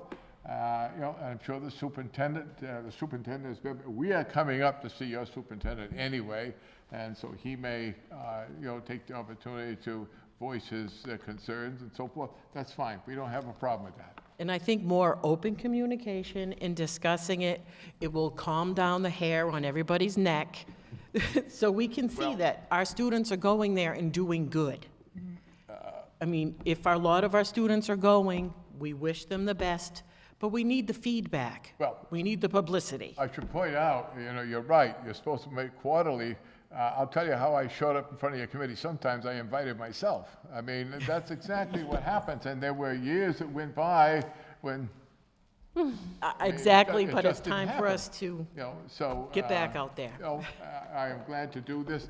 If you will send me a letter, or to the superintendent, whatever the case may be. If you send me a letter, I will see that it comes back up here before November, and we can chew on it at November. All right. Thank you. I just Danielle, have a one- request for one- the list. Okay. So in section 6, it says, in the event that the prospective enrollment on June 1st of any year of qualified candidates from any member municipality is less than its quota, the committee shall determine the method by which prospective vacancies shall be filled. So this tells me that there must be a policy written somewhere. I would like to see that policy. Please. The enrollment policy. You must have that. So if a member town gets, 10 slots, but they only fill 5, there must be a policy written somewhere for how those remaining 5 are filled, just from this. So I would like to see and read that, Okay, whatever we'll it put that is. on our list for I'm November. not sure that I follow, but if, put that in your letter, if you would, and Yes. Anybody else for right now, or have we had enough? Thank you very much. thank you much. Thank you, Mr. Saganowitz. I can't even say statistics. You think I can say his last name? No. Okay. That was a hot topic. Figured it would be. All right, now it is our understanding that the master plan would like to come in for a presentation. And we Yes. have Mr. Vine here. I'm on the master plan committee. And they're being invited to our next school committee meeting. Okay. And again, they just, basically, the committee wants to update you on where the master plan project is at this point and going forward. It's not anticipated that we'd have a master plan completely put together until sometime late next year.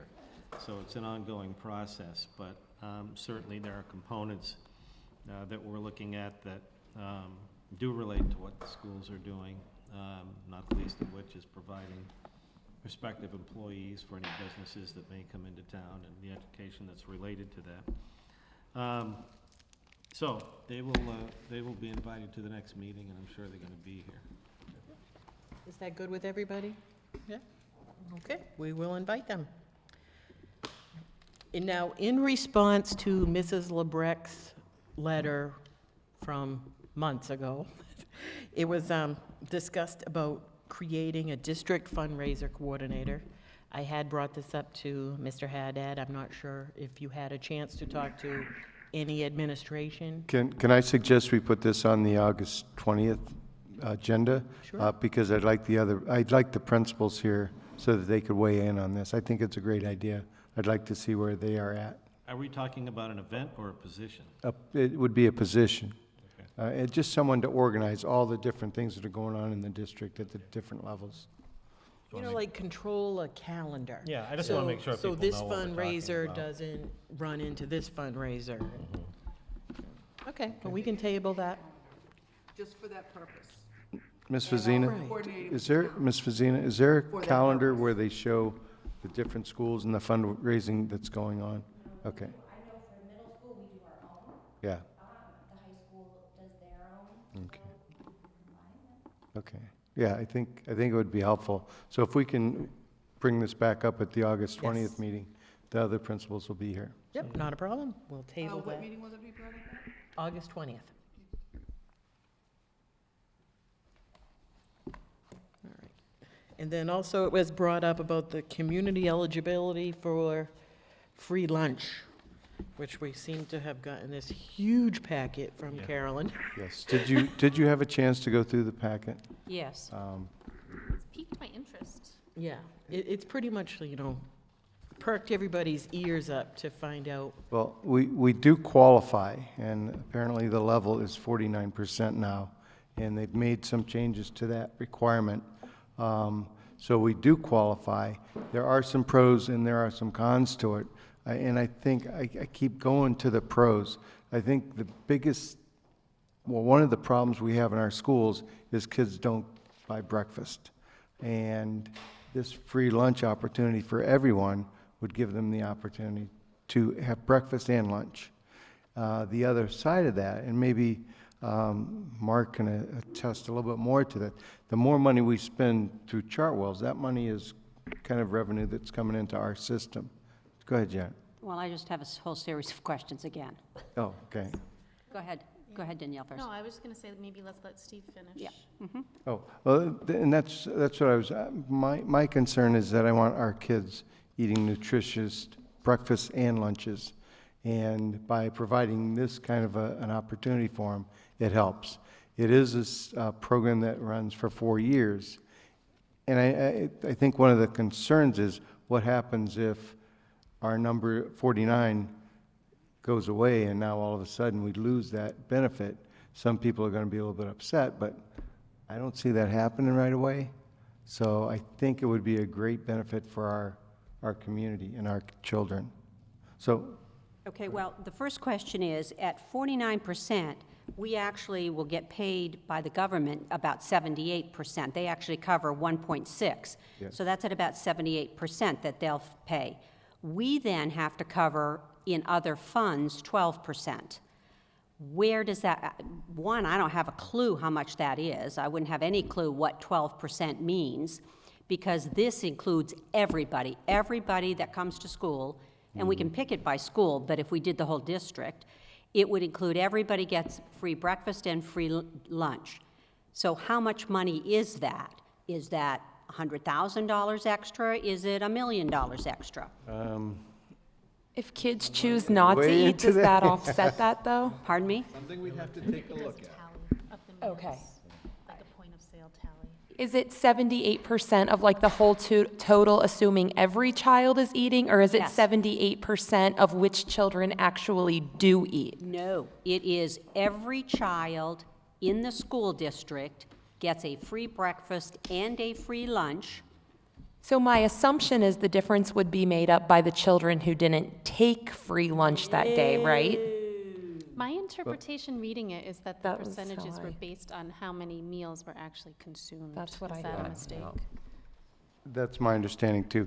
And I'm not sure if this is accurate, but I believe we have kids that eat 2 lunches. So, I mean, they're not going to provide 2 lunches. So kids will bring money in, and I think that's where that 12%. Well, my understanding is nobody pays any money because anybody that used to pay lunch does not pay lunch now.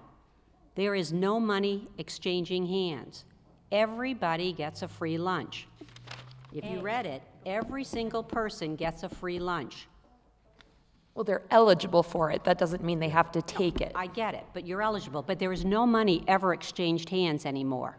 So you can't collect money. Do we know of any districts that are already involved in this? They're here. They're listed here. No, I mean, any experience with? Oh, with them. What the There weren't any people close. they work? Hang on, I marked them here. It does say that it is usually the belief that the increased participation on account of all student meals being served free will cover most of the income versus reimbursement gap. It's an assumption, it's not necessarily 100% true. Fitchburg is currently doing this, currently participating. Fitchburg is? Fitchburg is actually currently doing this. But the way I read this is every single student gets breakfast and lunch. Gets, but doesn't necessarily have to take. No, they don't have to take it. But what I'm saying is we can't collect money.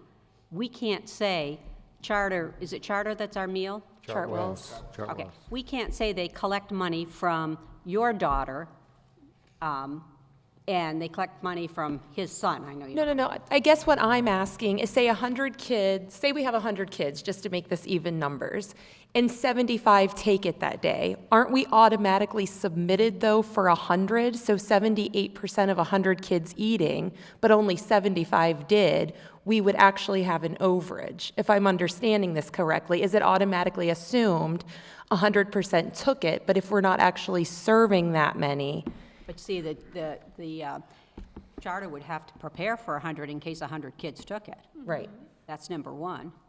Yeah, and I almost think it'd be nice to have Kate from Chartwell's here to talk about it, because we have talked to her about this, but I believe she's still on vacation, but.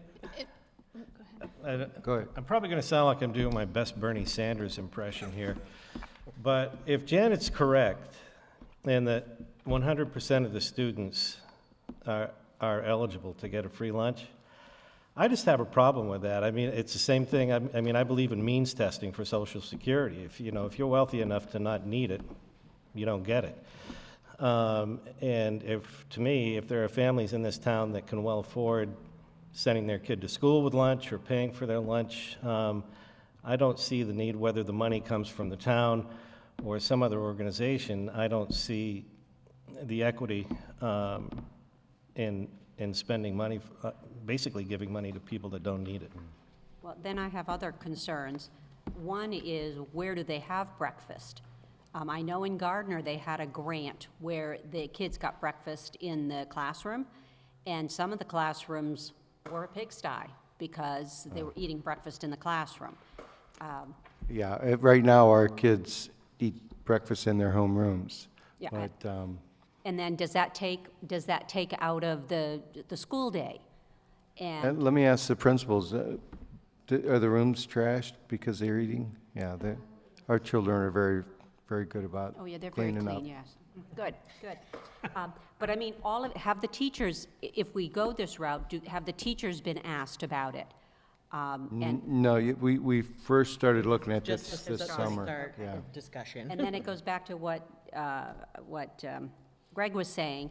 If we do all children, because I really got this, that it was all the children in the schools. If the parents feed their kids, then the kids come in and have breakfast.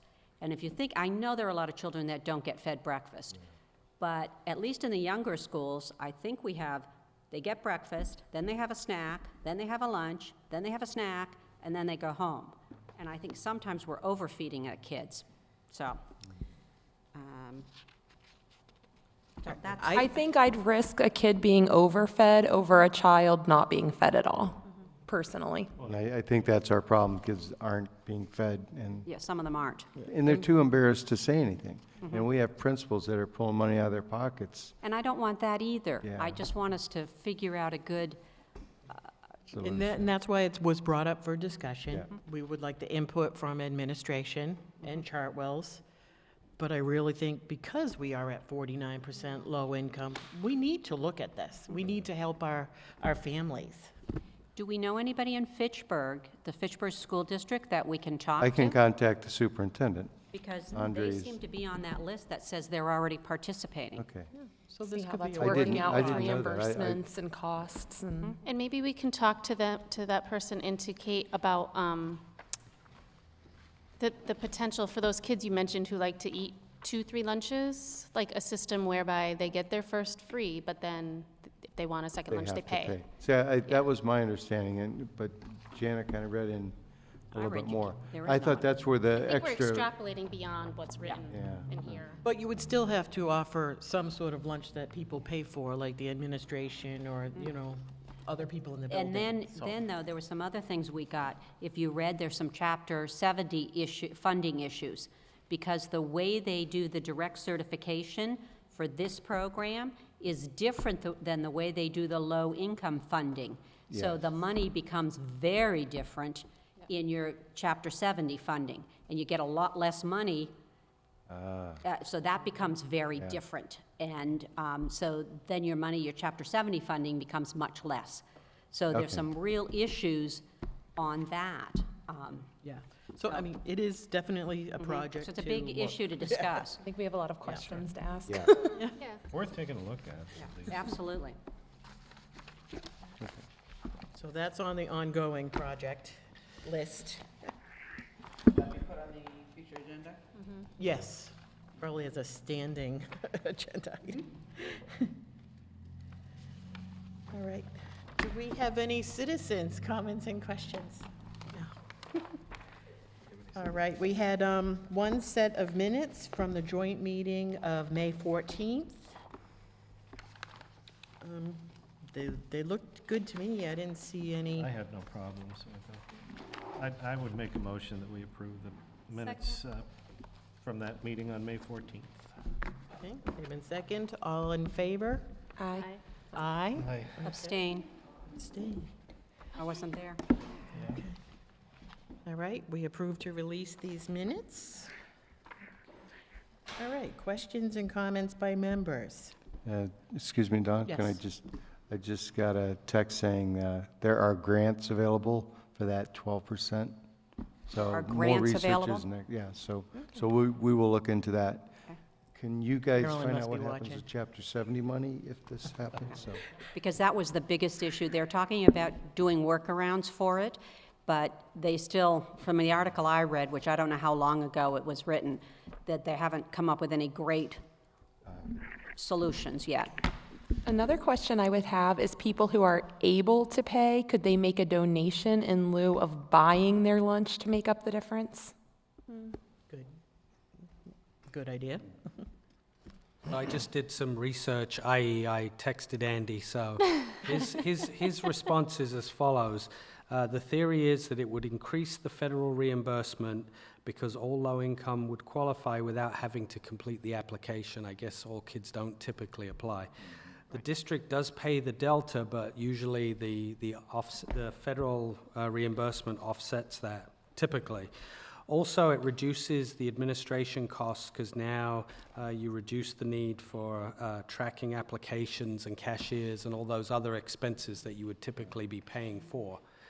I think you'd still need to do the math and figure out whether it makes sense, but I guess that's your option. Okay. Amanda, do you have any comments or questions? I do not. Okay. Danielle? I do. Brand new this year, and Mrs. Vanderhoof is doing a lot of work with it. They're doing Camp Invention at Toy Town. So my understanding is it's funded by a grant. I think children were selected maybe based on math and science aptitude, and the only reason I'm commenting is two of my kids are in it, and my kids are good students, right? But they're, hey, how was school today? And they're like, you know. I pick them up from this, or I see them after, I'm like, Mom, today we did this and we did this. You know, they get to break apart computers. They get to take apart, all sorts of things and build new things with them. And they're doing all this group work and independent thinking and group thinking. And it's absolutely incredible. And I think even the teachers are like, oh my God, the spark in these kids. They're trying to look for ways to incorporate this kind of style into their classroom, even though that's a little difficult. So I just wanted to give accolades to the staff that's working on it, to the program, and to just beg that this is a grant that we pursue again. I think it's, been an incredible program. I'm not sure what kind of kinks have been run into, but it's just from my experience as a parent, it's going off great. Is this the one that's having their big finale tomorrow at 1:30? Yes, I was just going to invite 1 o'clock tomorrow afternoon. 1:45, I think. Oh, there was one? I thought you told me 1:45. 1:45? Okay. But the kids are having a ball. Yeah, and I think the teachers are too. Yeah. It's It's good curriculum. What is the name of the program? Camp Invention. Say it again. Camp Invention. It reminds me of, just hearing them talk, it reminds me of the show on, I'm not sure what station it is, but like Destroy, Build, Destroy. I don't know if you guys have seen that, if your kids have made you watch it. But maybe similar to that, yeah. Yeah, and they're having a blast. Good, excellent. Okay. Yeah, I literally walked into a classroom and they had all the computers apart, and I go, "Oh no, what are you doing?" And the kids laughed. There goes the budget. One kid had his lunch in the computer. And, I should add that all the things they're breaking apart were donations. But it is the teachers have met and they've talked. They did a survey, and they want this program back next summer too. So we're gonna, as it closes out, we're gonna get some more information from the teachers, and I think we want to talk to the kids too. But you are invited tomorrow afternoon, 1:45, to come and. I guess they're serving lobster tomorrow, is that? Okay, thank you. Greg? I'm good. Good? I'm fine. It's good. All right. Well, we're all gearing up for the start of school on August 27th. When does kindergarten start? September 1st. September 1st? You have a kindergartner? No, I saw it on the sign when I was at the school today. Okay. I guess I haven't driven by lately. But we will have a meeting August 20th, so come on out, voice your opinion, and, I'm sorry? Do those latest now, right? We have to do the handbook. Oh, yes, we have to do the handbook, so we're not done. Oh, I thought you said there's a secret handshake, so. Yeah, so I mean, that's really all, but we'll start with the handbook work. You guys. Yeah. You guys don't have to stick around for this. Thank you, guys. Thank you David, very thank much. If you ever want a dissertation location, I can I think I reviewed about 20 of them, 26 for this time. Oh, really? The key that the district can do is you need to make your high school more exciting. Right, we just need the chance, that's all. Okay, well, we're still on TV, so. In memorial, we'll say. But if we only have to pay for 24 and we're paying for 140, Yeah, so we're still on TV. I'm not saying anything. They're including 4 years on here, so this is grade 9. Oh, yeah. So we're paying for 51 extra. So vocational. Freshmen.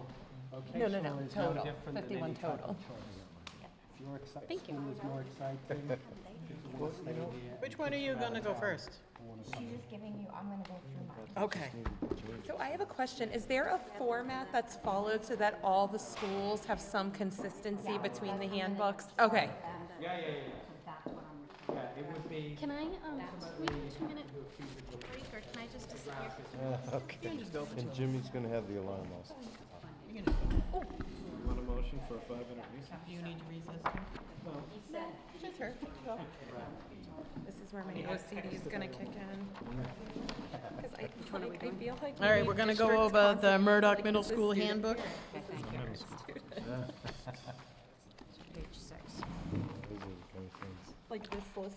Are you gonna jump around just to changes, or? I'm gonna go right through the list that you have in front of you and explain those things. It's going to be painless.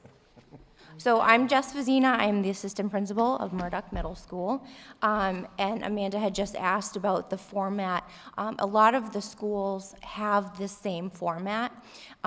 So when you see overall the organization of this handbook has changed, that's because we wanted to make it look like the other handbooks. As many of you know, Murdoch Middle School is now separate from the high school. This is our third full year that we're going into, and that's why you'll see that the organization has changed, because we are slowly evolving into our own entity, and that's why you'll see some of the sections have been totally added because they were missing, and most of it is just the wording.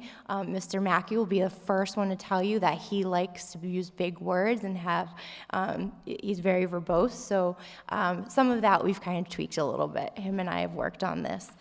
So first of all, the organization, you'll notice on the table of contents that it's somewhat in alphabetical order. When you see the high school, it mirrors this very closely. Okay, so page 6, our mission, core values, and beliefs. In our old handbook, what I usually like to do, I know that Catherine had put the changes in red. I would like to do like an old version, new version, but because the organization changed completely, it would just have been completely overwhelming. So this was a letter format for Mr. Mackey, and the previous one kind of introducing that this is a new school. We no longer need to do that, so it's more in a bullet format. The mission of the school has changed. We worked with our PBIS committee of group of teachers, and we came up with a new, shorter mission statement.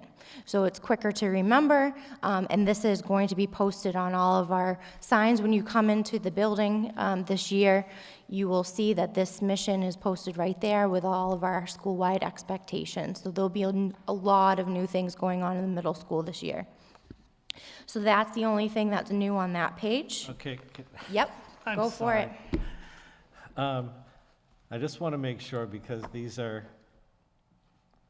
represent our schools here, and what we're teaching. In the mission, and I could be wrong, the subject basically is the community. Should there be an S on takes? A community that takes responsibility for learning? I can definitely look at that. I think because learners is. Yeah, but It's of learners that take. Of learners, a community. yeah. It's a community Talking that about the take. community. Learners that take. Community that take. I think that's grammatically correct. We've looked at it many, many, many times, so if there is something, just point it out, because that takes. you can only look at it, you I know, so many apologize for times. being that It picky, is but- okay, it is okay. It's a Page community 7, that takes. the only thing that changed for the academic access was School Brains, because that is our new program. So instead of Edline, it just changed to School Brains. I'm sorry. On page 7, under academics, academic access, it says all parents, guardians may receive access to the School Brains portal. And that was a district-wide change. And that's in a all the district-wide handbooks. change. Yeah. Yep.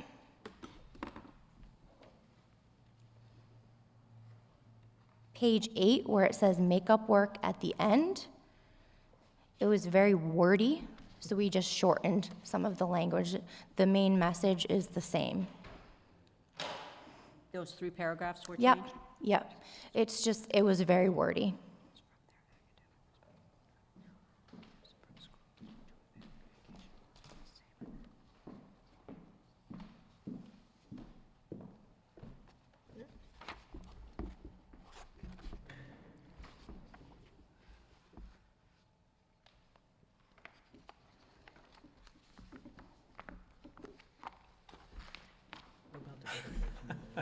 And again, being terribly picky here. Since the guidance counselor, there's nobody's name after it, doesn't give a name, I don't think it should be capitalized.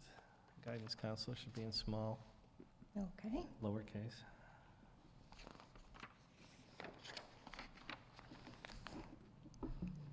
Page 9, close to the end where it says retention promotion, what was added would be the emphasis will be math, ELA, science, and history. That line was added.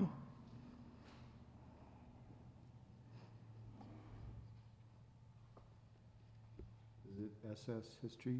Is that Social studies or history, yeah. We usually, in sixth grade, we still call it social studies, and then when they get to seventh, it's actually geography/history in eighth grade.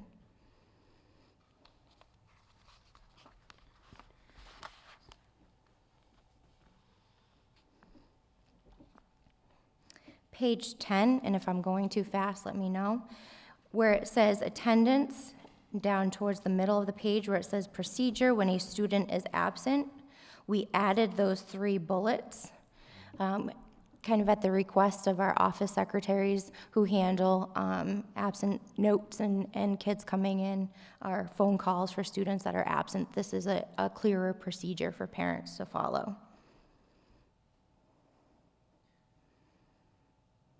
Can I just ask a quick question? Sure. On the one before, the retention promotion? Mm-hmm. The second paragraph, I'm assuming that it's going to be sent to parents, but it doesn't specify.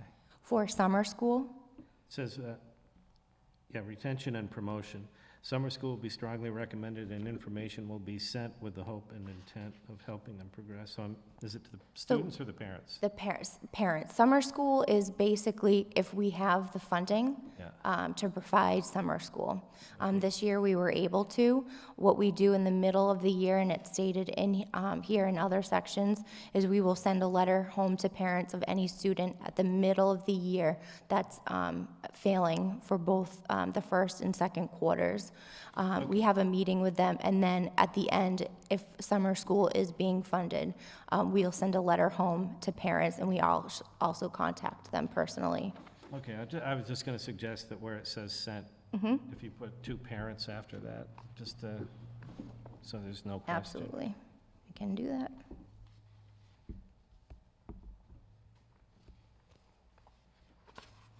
Any questions on page 10? Okay. Page 11. This was something actually that I saw on the high schools and wanted to follow with the middle school. What was added was the timetable where it goes 1, 2, 3, 4. That was added as a kind of a copy from the high schools.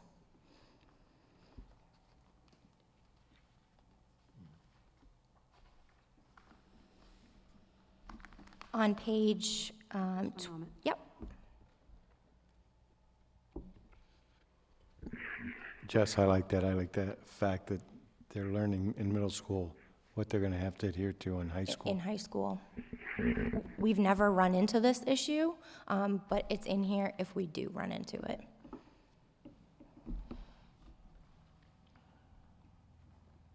Unfortunately, you just never know. More and more parents work, and they trust their students. We track each and every single one of those cases. So we somehow, some way get a hold of those parents, especially middle school. At that age, we definitely want to make sure we know where they are. Yes. In the very last line, it just says and/or. I don't think that you need a space. Nope, after. we definitely don't. Thank you. Page 12 for tardies to school. We get a lot of excuses, so we wanted to state what those examples of excused tardies would be and what unexcused tardies. And we're actually, again, the high school this year had put in, I should say last year, any students whose tardy was excessive, they would get a detention after school and would have to meet with the teacher from that class that they're being tardy from. So that's something that we're adding this year also. But, oversleeping is not an excuse to be late for school. I couldn't find my left shoe. Yep. Yeah. Yep. They do get they'll get 5 freebies, so we are understanding of that, but after they hit their 5 freebies for a marking period, that's a term, they'll be spending some time with me and a couple of teachers. 5 within a marking period? Mm-hmm. It's not the working world. We would be fired. I know, but that's just. It is, That yeah. seems like I don't know, still seems like. We're going to start, this will be the first time that we do this, so we're going to start with 5. There are chronic offenders who are tardy every single day, and that could be 5 minutes, 2 minutes, no, So 5 for some kids, it will go like that within maybe the first 2-3 weeks of school.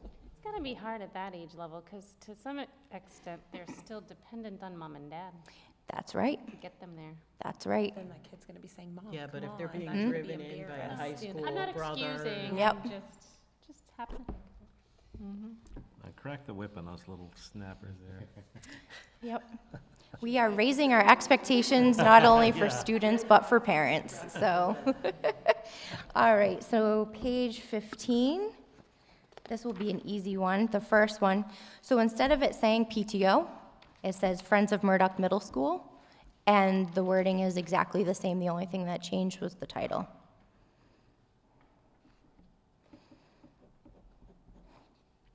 On page 15 also, the only thing that changed there was one call system from Global Connect. Because we used to have Global Connect, and now it's the one call system, so it was just a wording change. Page 20. This was a section that, this is my second year, so my first year, it was kind of just reading this, getting to know it. But this year, I really went through with a fine-tooth comb, not too fine, you found some spaces. The medication protocol was missing, so now it's in here. That is the same protocol that you would find in the high school handbook.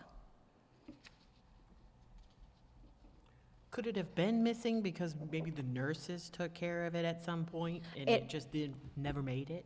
I don't, it's just that section was missing, that's all, yep.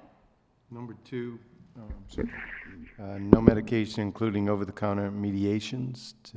Thank you. Where was that? Number 2. Good catch. Because I just read right over I thought we were mediating with the pharmacist there. Yes, we are. Distribute meds to the staff. I never noticed it was missing, because the form was still there that we had to fill out. Exactly, Yeah. but that section was not in the handbook, yeah. The other one Number 4, is the, medication must be in its original container. oh my goodness. Thank you.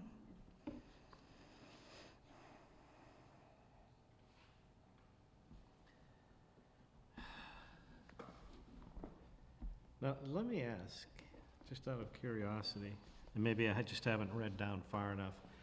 If a student comes in with a medication in its original container, and the nurse looks at a quick count of how many were given and how many are left in the bottle, if there's a significant discrepancy, is it within her purview to contact the doctor? Did you get to number 5? Number That- 5 says no child pre-K through 12 should be allowed to transport the medication. It's got to be brought by the parent. Maybe those Okay. should Is that be what you're talking flipped about, in Greg? order. Well, actually, I was just asking in general. I hadn't seen anything specific here. Like I say, I may not have read down far enough, but I just wonder if there's a means for the nurse I would have to check with Becky. to alert, I mean, what the law is in terms of a nurse contacting a physician or a parent saying your son was prescribed, 30 Vicodin 4 times a day, and when I look at what's left in the container, he's probably been taking 6 or 8 a day. It looks Well, like, yeah, it looks the like- nurse actually hands out the medication. The Yeah. student never has contact Well, with I'm not that. even talking about handing out. I'm just saying, Or when it's if given she in. notices Shows up. that, When the parent brings it in, So number 5, it does say. okay, so I guess, all right, if the That parent. that the nurse is notified in advance by the parent guardian of the arrangement and the quantity of medication to be Okay. delivered to school. So Right. then maybe that needs to be extrapolated on in the future in terms of what happens if some seems to be missing. and this is taken right from Mass General Law too, this procedure. Okay.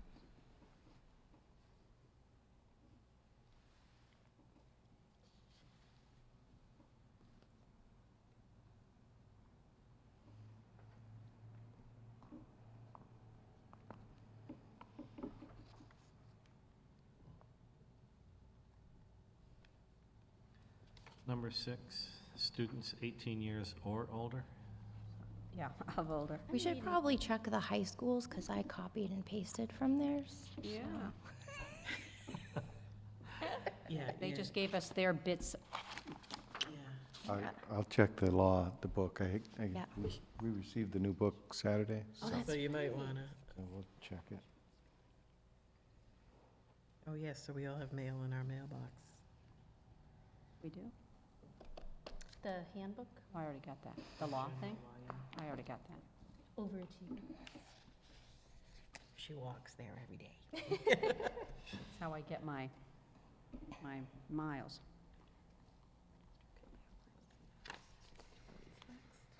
Page 22. That section again, I found was missing, and the high school also had it, so we put it into ours. I missed everything you said. So page 22, student illness or injury, that was missing from last year's handbook. So that again would be brought from the high schools into ours.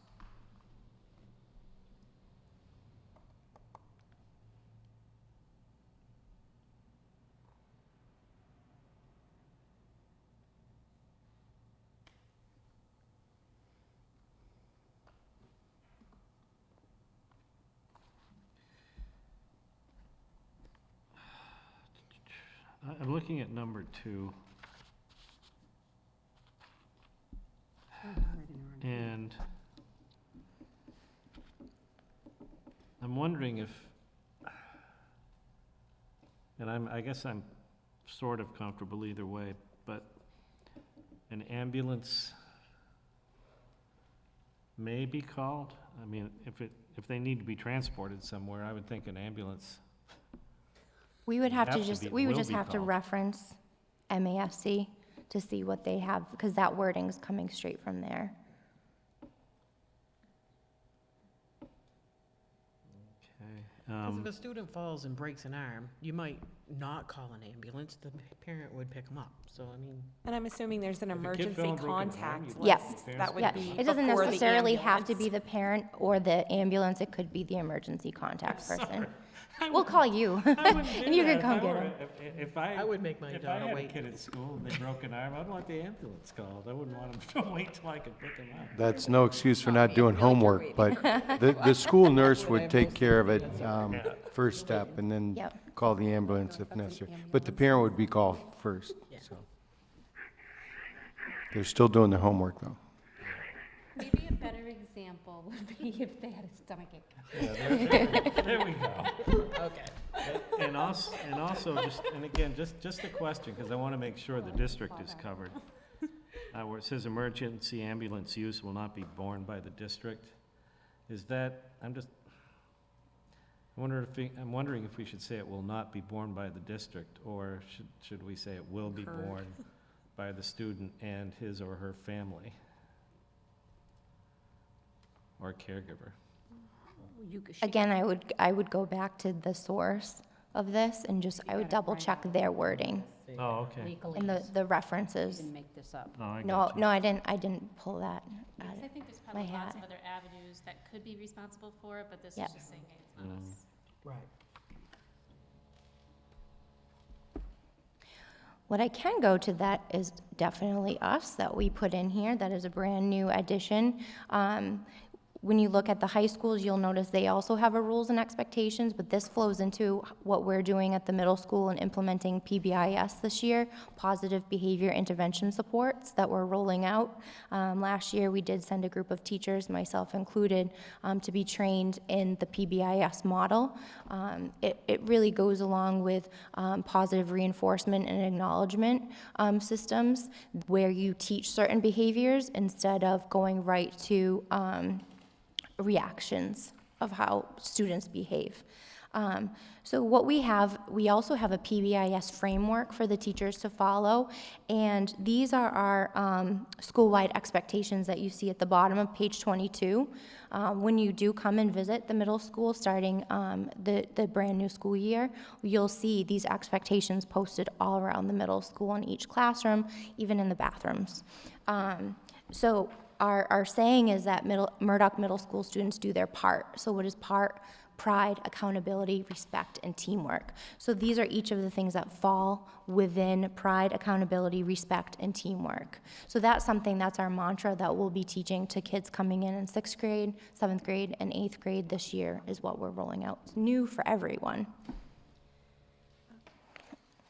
And that continues on to page 23. What was missing from our old handbook was anything about bus conduct. I know that we have not had an issue with how our students act on the bus. I know some other schools have, other districts have, so we're kind of, trying to intervene before that could happen. So these are just saying to the students and to their families, this is what we expect on the bus.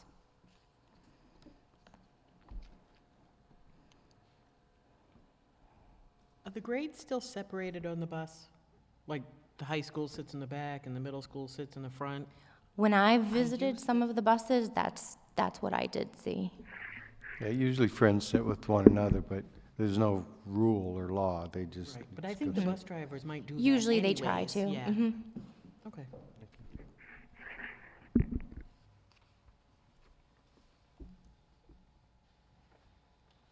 And all of these expectations will be taught within the first 2 weeks. We have 12 different lessons plans that we've created to go through and actually teach these expectations and behaviors, which can be gone over and retaught throughout the school year as we're looking at our data and looking at behavior.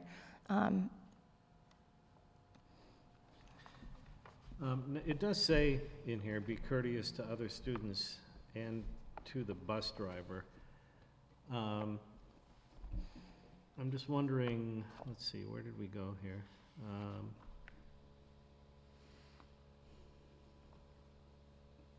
Well, no, I guess we don't. I was going to say, should we have something that explicitly states that they are to respect instructions from their bus driver, any instructions from their bus driver? They do say that. Well, it says in case of a road emergency. I'm saying if the kids are fooling around and he tells them to sit down and be quiet and. Well, students who refuse to obey the directions of the bus driver promptly, or who refuse to obey regulations may, among other, so. Okay, all right. I just want to make sure the kids are under control. I remember being on the school bus. Like I said, we have wonderful kids, and let me tell you, I've had very few issues of bus behavior. The only one I've had to deal with, the kid was eating on the bus and left some crumbs. So It ain't so bad. it was not great. It was ramen noodles, so you know how messy ramen can be. Okay, page 24. Let's see, I added, because everything was the same, I added a sentence, let's see, where you're going through, it says if families allow them, that's the same. Let's see, 1, 2, 3, 4, fifth line down at the end, it says students are expected to turn their cell phones to the power off position. Silencing them, putting them in vibrate mode is not permitted when they arrive to school in the morning, and put them in their locker. If a student is seen with their cell phone or electronic device out, students will be first given a warning to place the device in their locker. Subsequent violations or refusal with these expectations will result in confiscation of the device. So what we're expecting students this year, and we're really going to enforce it, is that they put their cell phones in their locker. This is a big issue with harassment, cyberbullying, that we just want to make sure is not going to happen in our building. So this is just a step to try to prevent that throughout the day, instead of texting, trying to go on websites, under their desk, in their pocket, that the expectation right off the bat is you put it in your locker. If we see it out, you have one chance to go put it in your locker. If not, we're going to take it. And we want parents to know that, so when we do our open house and our orientation, that we do have the right to take the phone. We will put it in a safe place. We may have to call you to come get the phone. We had a few instances of that last year, but we wanted to put it in black and white to say, this is what we're expecting. And a lot of schools say, well, why don't you let the kids use the phone? It's a lot of technology. We have that technology. We don't need them to use their phones. Yep. I like the policy, but as a parent, I have one consideration. For instance, like let's say they're on the track team, for example, but they got their phone taken away. They can't then go, Mom, practice is done, come pick me up, or... It says they'll be allowed to use the phone in the office. Oh, good, thank you. Well, and is there somebody in the office after? We'll make sure that they get their phone back before school's I just over. know that's something Yeah, other people we are actually gonna just put it voice. in the office with their name, and they come get it, and then if they don't, we do call the parent. Okay. So that they don't, we're not gonna keep it for the week. I just know that's probably gonna Yep. be a... Yep, and we do have an office phone that's available to students that they can come down, especially during lunch or our encore period, homeroom, to use the phone. Mrs. Team is wonderful. If she gets phone calls from students, we get those messages right away to those kiddos. Could I ask a question? Sure. Are they safe in the lockers, the phones? Yep, each locker comes with a lock. Each kid is given a lock. Nope. unless it's But if they shared do, there is accommodation, I a guess. statement in here that says that if they do choose to bring the phone, we are not liable if it's stolen or lost. Okay, at the bottom of page 24, the Code of Student Conduct.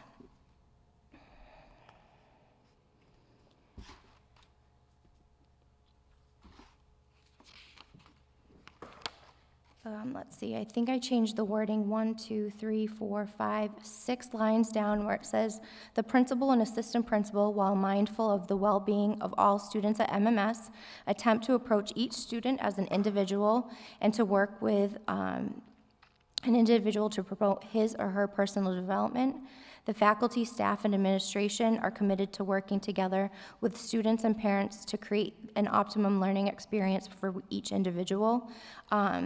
We just want to make it clear that the Code of Student Conduct, when we're looking at discipline, that we do take each case individually and take all of the different necessary needs into account for each kid.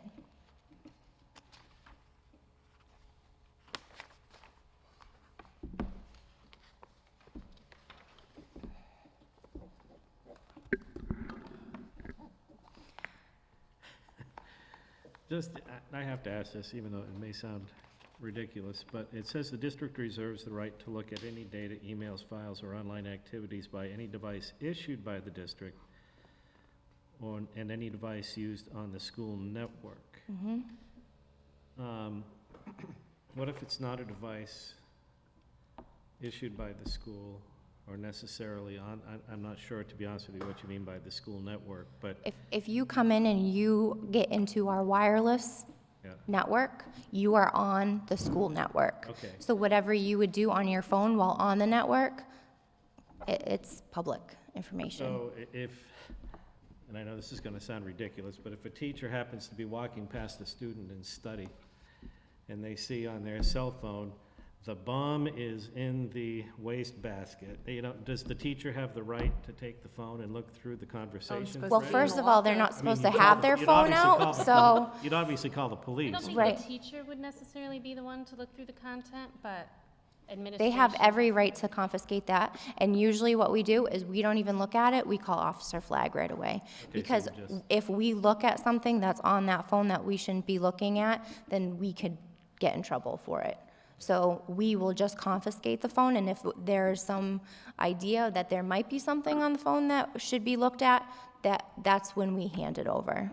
I just wanted to make sure that if there was some way that some kid was being smart, even if there's no real threat to anything, that action. We was would still taken. confiscate. Very good. On page 25, the dress code, dress and appearance is, I found a few that were different on other schools. I wanted to see what they had. And there was two I just wanted to change a little bit. So the shorts and the skirts, the first bullet, we just kind of cleared that up a little bit more. It's very similar to what it was before. Like we had the mid-thigh, how it was defined for shorts and skirts. But we also added in about the holes or the slits, because a lot of jeans and shorts come with these holes and slits now that you buy them that way. So we added that. And then we added the third bullet from the bottom where it says studded accessories, jewelry, or chains. Studded jewelry was not in there before. Just in the first one, where it says fingertip length, should you define which finger? We actually go through this and we show them. We have a couple of visuals. We have some really tall young ladies, so you know their mid-thigh is different. So when we talk about their fingertip length, we do go to the longest finger. Okay. Yeah. All right. We do a whole visual on this of what is okay and what is not. This year, instead of a skit, I actually have I have kind of a cartoon figure to do it, bring it down to their level a little bit more. So Let me tell you, trying to find shorts that are long enough this Yep. year are very it's difficult. very difficult, but still we're trying to get away, and we do use our judgment on things like that because we're understandable of what's out there to buy. So. The gym bags and backpacks, this was added. What we're attempting to do this year is actually have the kids use their lockers more instead of kids carrying around the big backpacks, for them to actually use their lockers to put their books into. A lot of kids already do this. What we're trying to do is have more kids keep their full backpacks in their lockers and just carry around what those necessary things are for their class. All For us me- women know with pocketbooks, it ruins your back. Yes, and for me, Backpacks I do used the to tell the kids in my classroom, I tripped over them all the time. I don't know how many times I fell over the backpacks that were on the floor, so they thought it was funny. Page 26, prohibited items. This is brand new. I actually found this in a district very close to us. We do have a few teachers that have severe reactions to aerosol sprays, perfumes. The Axe is horrible. So we understand if you're using deodorant in the morning, whatever, you put a little bit of Axe on. The problem we're having is that the kids after gym, they will take a shower in it, and then that really can set off some of the teachers because in the hallways, it's bad. We need to put a period in after hairsprays, commas. Perfumes, Perfumes, aerosols, thank you very aerosols. much. The caffeinated beverages, that was not in here before. I don't know how that got out. The soda, coffee, energy drinks. I'm actually the police lady at the front door in the morning saying you need to stop and finish that coffee or get rid of it. The soda cans, the caffeinated beverages, just that's something we don't want to have in our building.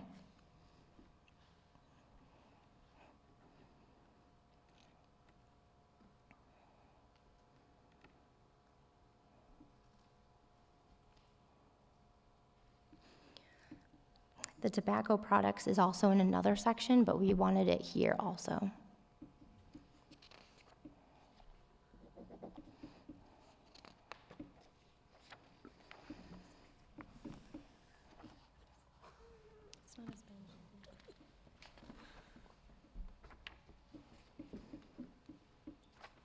On page 28, coming in newer in this position, I really wanted to outline some certain disciplinary measures and things that happen in the school. So part of that section, 4 lines down where it says, to deal with students' discipline issues, progressive discipline strategies are used by the teachers and administrators. We really wanted to bring some of the PBIS wording into this section where it's not right off the bat you get suspended. It's progressive discipline that we're really trying to teach these different behaviors. And then we added some of those bullets. What could those progressive discipline measures look like? You have a period at the end of the first one and not a period Not before, okay, thank you. and at the end of the other, so. Thank you.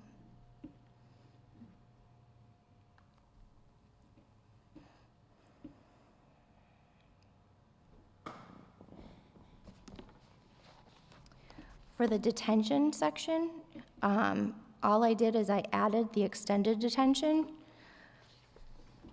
You could take out the first N in the heading. Detention. Detention.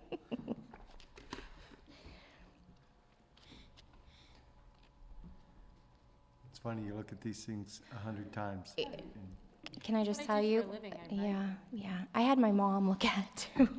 That's what she's done for a living.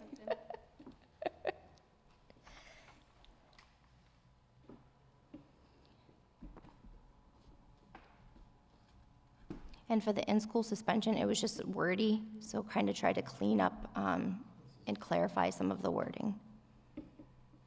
Just notice it says each individual, Where is that? fourth On the paragraph third, under fourth. detention. Says each individual will be given a 24-hour notice to make appropriate arrangements. So it's, again, I'm just thinking back to when I was in school. It's like, you're here for the afternoon. The law has changed. So The it's law allowed. actually says you have to give 24-hour notice, and that includes detentions. Oh. Not only for in-school suspensions, but Now- for suspensions. If the student getting detention happens to be absent the following day, is his detention made up on some other Yep. afternoon? Mhm. Okay. Just you also call the parent when that, Absolutely. So we've actually put into position a protocol for teachers really to follow for this year, that making sure that the 24-hour notice is given, that the parents are called. We are actually changing our teacher detention slip just a bit, so it has not only the second carbon copy, but a third, so that I can keep track of those. Sometimes we do have those kiddos that like to skip, and then they do have to deal with me, but then that's a way that I can track it also. Could I ask another question? Absolutely. The student misbehaves on a Tuesday, Mm-hmm. but can't serve the detention by law till Wednesday, but he has a sports Tuesday afternoon. Does he still participate? A lot of times what happens is that we do allow them to participate, but we contact the coach, and the coach has every right to either remove them from it or talk to them about it. Usually with a teacher detention, we don't get, the teachers usually are flexible that way. When we're talking about an in-house or an out-of-school suspension, different protocols come into play with the athletics. yeah, and usually by 2:40, if they've just got the office detention, they have time to get ready They for still the have game. time to If participate. they have the extended detention, too bad. Oh, They serve the detention. And one last thing under detention, the last sentence, repeated failure to serve detentions will be considered an act of insubordination. Should that be followed by something that indicates And will another- result in another type of sanction will be imposed? So what happens with insubordination, it automatically becomes a major offense that we'll talk about in a second, and then that becomes an office referral.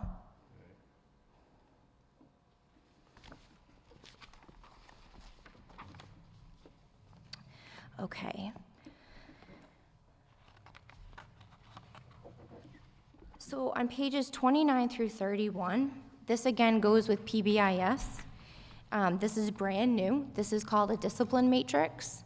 A lot of times we have questions from students, parents, teachers, and we put together what's called minor behavior problems and major behavior problems. And that's a huge part of the PBIS program and model.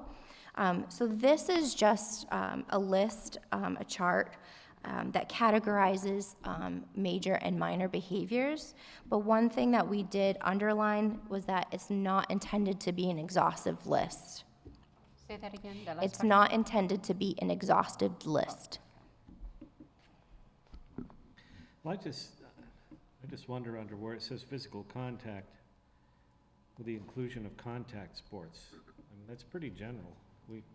This is more in the classroom. Well, I understand that, but Would that also Never mind, I include the guess- PDA section? I noticed there was a section earlier in the manual about PDA. Would that also be considered physical contact? So PDA actually comes in under major. It's Oh, listed okay. on page 31, inappropriate displays of affection. We don't consider that minor.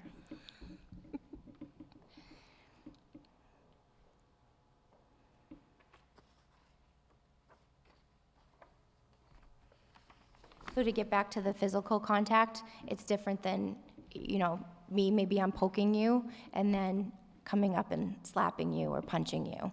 So we try to look at minor behavior problems as something that is classroom teacher handled, and then when it comes to the major behavior problems, that's more office managed, office handled. So in our framework for PBIS that we have for teachers, we actually have a flow chart that helps them with this, and teachers have already had some training, and then as we begin the school year, they'll have more intensive training on these areas. I feel like this is a little nitpicky, but under the out-of-school suspension narrative section, not the chart yet. But Yep. Third paragraph. When I read it, it reads, and this might be true, maybe I'm not giving the kids enough credit, but it reads to me like the kids have the right to cross-examine witnesses. This is part of the new law, 37H and 3/4. Okay. That's actually in the law. Okay. And if we ever got to that point, that's where I would bring in Officer Flag and look at what our different options are I for would that. be like, the council could cross-examine, Yeah, but the well, kid? and generally, the parents are there, and if they do have counsel, the counsel cross-examines. They have the right to. They, you know, I can't imagine a kid. you got to go by the law. Okay. But again, I would bring in someone to help us on that side of it. What about in cases, I'm just thinking, what about in cases where witnesses or the people that have come to you, to discuss a problem are identified by the person and are intimidated by that individual? How has that happened so that they don't end up getting pummeled after school? So there's actually in here, and I can talk more about that if you'd like, we actually have a system that we go through for an investigation, and that's a fine line that we walk every time, depending on what the situation is, who are their witnesses, how to keep their names out of the situation, but we follow a very stiff investigation process. Any time an incident is reported, we go through that investigation process. Okay, I just want to make sure the Yep. kids aren't being retaliated against for doing what they should do. We work very hard to make sure that doesn't happen. Under expulsion, the expulsion paragraph, Mhm. kind of right smack dab in the middle, I think it should say statute, but it says stature. The statute also allows the principal. I could be mistaken though. I'll check on it just because it comes from the law. Okay. Oh, So yeah, I'll the definitely statute, check. okay. Yep.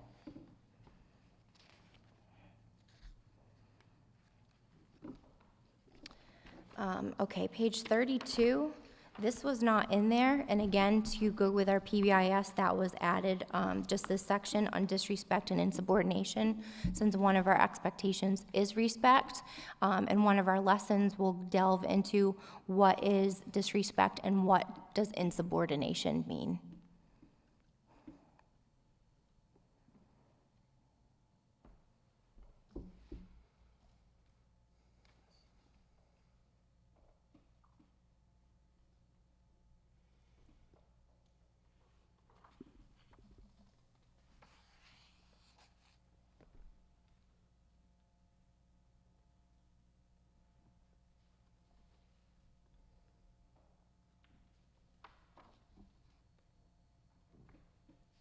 No throwing snowballs.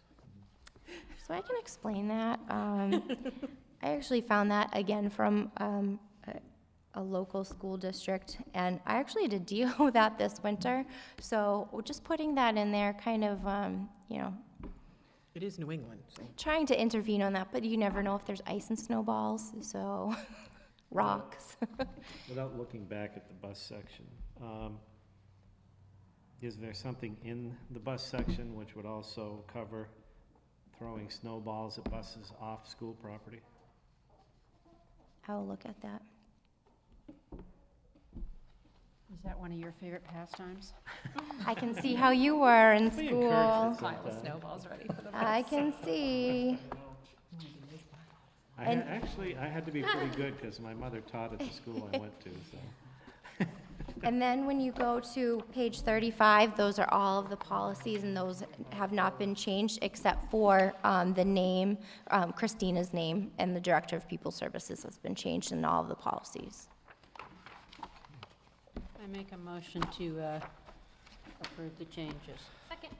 And I have all of those corrections, so I'll make those based on the corrections. based on the corrections. I have a question. Sure.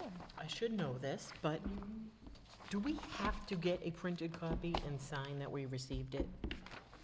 Or, So state law, I believe, tried to check on, I couldn't find the exact number. I believe it's only grades 9 through 12, because it's their school council also has to have some part in approving handbooks, school handbooks. But usually it's at the discretion of the superintendent.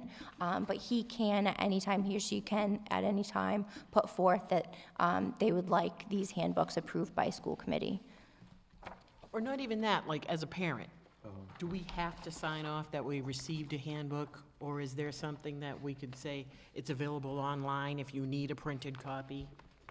We Please. provide a printed copy, and we ask that we get a signature that you've read off, and you've read it with your student. In the lower grades, like I had to sign something and Right. return it. Yeah, we still do that, but we also still provide a printed copy, and it will be on the website. The first day packet has, you get the handbook and you have to sign. that you I know, received but it. I'm just talking about as a parent who just throws it in the recycling after about a Well, week of sitting on the table. And that's why, if there's any issues that come in, that's why we want it to be so descriptive, so we can say, did you look at this part of the handbook? And yes, I know it's a lot of information, but I can be honest, when I get it, my children's from Memorial, I actually will go through and kind of tab certain pages. So I think it should be an expectation of the parents in this district. And I'm assuming it's available online for the parent who doesn't want to keep a paper Paper copy copy. laying around their house, so. Yep, Well, now we'll make sure they're online. Exactly. absolutely. Yeah, and yours, middle school's the only one not online right now, but It was it will such a be. huge change in the outline. Okay, oh, we have a motion and a second. So all those in favor for approving the middle school handbook? Aye. Aye. Aye, chair says aye. So make your changes and print away. All right, thank you. And you're all invited to our sixth grade orientation. That's happening August 19th, At 10 o'clock. We're going to start in the auditorium, and then we follow it up with a cookout, so you can stay for lunch. Can you say that, not the times? Sure, 10 o'clock it is 10 o'clock in the auditorium on auditorium Wednesday, At the middle school. yeah, at the middle school, Wednesday, August 19th. I will be there as a booster. Yes, and we'll have a table all ready for you. What day of the week is that? Wednesday. I will be there. I will try to be there, either as school committee or Friends of Murdoch. And we'll have a table for that, Anybody too. get back to you yet? Nope, but that's okay. I understand people are busy. It is 10 o'clock in the summertime. I will be there as superintendent. Awesome. Sally was. Are we RSVPing? Unless she sends I don't know. Do we have any other issues for right now, or can we get a motion? Excuse me. Do we want to go through that, or, because Do we, they need No, it? Ca- In the Kath- hallway, Mrs. she said she Vanderhoof. was okay. Yeah. Miss Vanderhoof said it was okay if you waited. Are you still getting together next Thursday? Did you schedule the meeting? can't do Thursday, but I'll check, Okay. is anybody available Wednesday? I'll check the calendar. I think so. Available pretty Because there much was something anytime. else we needed on the agenda also. But we have to do the high school one. Is anybody available Toy Town. during the day? Actually, Wednesday, yeah. Thursday, and Friday next week. or out Wednesday, of the I'm evening. available Thursday during the day. I don't know if that works for Actually, I'm everybody. taking Wednesday off because of open house. Wednesday, I'm in Marlboro Could we at the by email, like, superintendent induction program. I don't even know. Do I have to be there, Dawn? Do I have to be there for you to review this? No, I don't Yeah. think I mean, you so. could do it without me, because I'm probably the one with the most conflict next week. Why don't we all take the weekend, and Monday morning, we can set a date? Perfect. Because that way it'll give us 48 hours, whether it's Wednesday or Thursday, so. We needed something else on the agenda. Does anybody remember what it was? So these, We did the planning committee, and somebody was sending us something. the master plan committee. I'm sending the contracts for the IT guys. The tech guys. That's right. Thank you. I knew something. I will do that Monday Contracts for, for the, 2 hourly IT. yeah. Okay, so everybody do your homework on the handbooks. We'll do a chain on Monday to see if we, Now, wait a minute. To do the homework on the handbooks, we have the Toy Town. We do not have memorials. she said memorials was online. Or the, she's sending it to me. Catherine's sending me Toy Town and and the high We've got school's Toy online. Towns. We've got Toy I Towns. didn't get anything. Well, I've got Toy Town. She gave us Right. this for us to review. Having Memorial online is meaningless, because all we've got for Memorial is behavior expectations number 17 on page 12. Page 12 doesn't exist in the same way, and number 17 isn't on page 12. There is no 17 for Memorial. You're looking in Toy Town. I know, but I wonder if Could it's they some email sort us of an electronic copy as a There group? is an electronic copy, but on page 12, there is no number But 17. what's online, is that for this coming school year? Like, was it put online before it was approved, or is it No, it's the last old- year's? old one. So that's what I'm saying, is if they can email us the current electronic version that probably aligns with. Could be, but I want to know, what they're saying, I have no clue what this means. All right. So I don't know, I can't review it until we have some clue on what they're saying. All right, let me see if Carolyn has this, and she can email it Because to with us. Toy Town, what worked with Toy Town is, although they have this, now they gave us this that has the markings, so we can go look Right. and see. So maybe memorials is like that. Has that same kind of thing. Exactly. They might. That would be good. It's all onto Catherine now. You what? It's all onto Catherine, so hopefully she did it the same way. Yeah. Okay, perfect. Just, Carolyn is taking next week, but she's going to work mornings. She said she couldn't leave me this close to the start of school, so she's going to work mornings. I'll try to get her out of there early, though, but she's very busy. So. May I make a motion that we adjourn? I'll second that. All those in favor? Aye, aye, aye. Aye. Aye, no, she doesn't. No.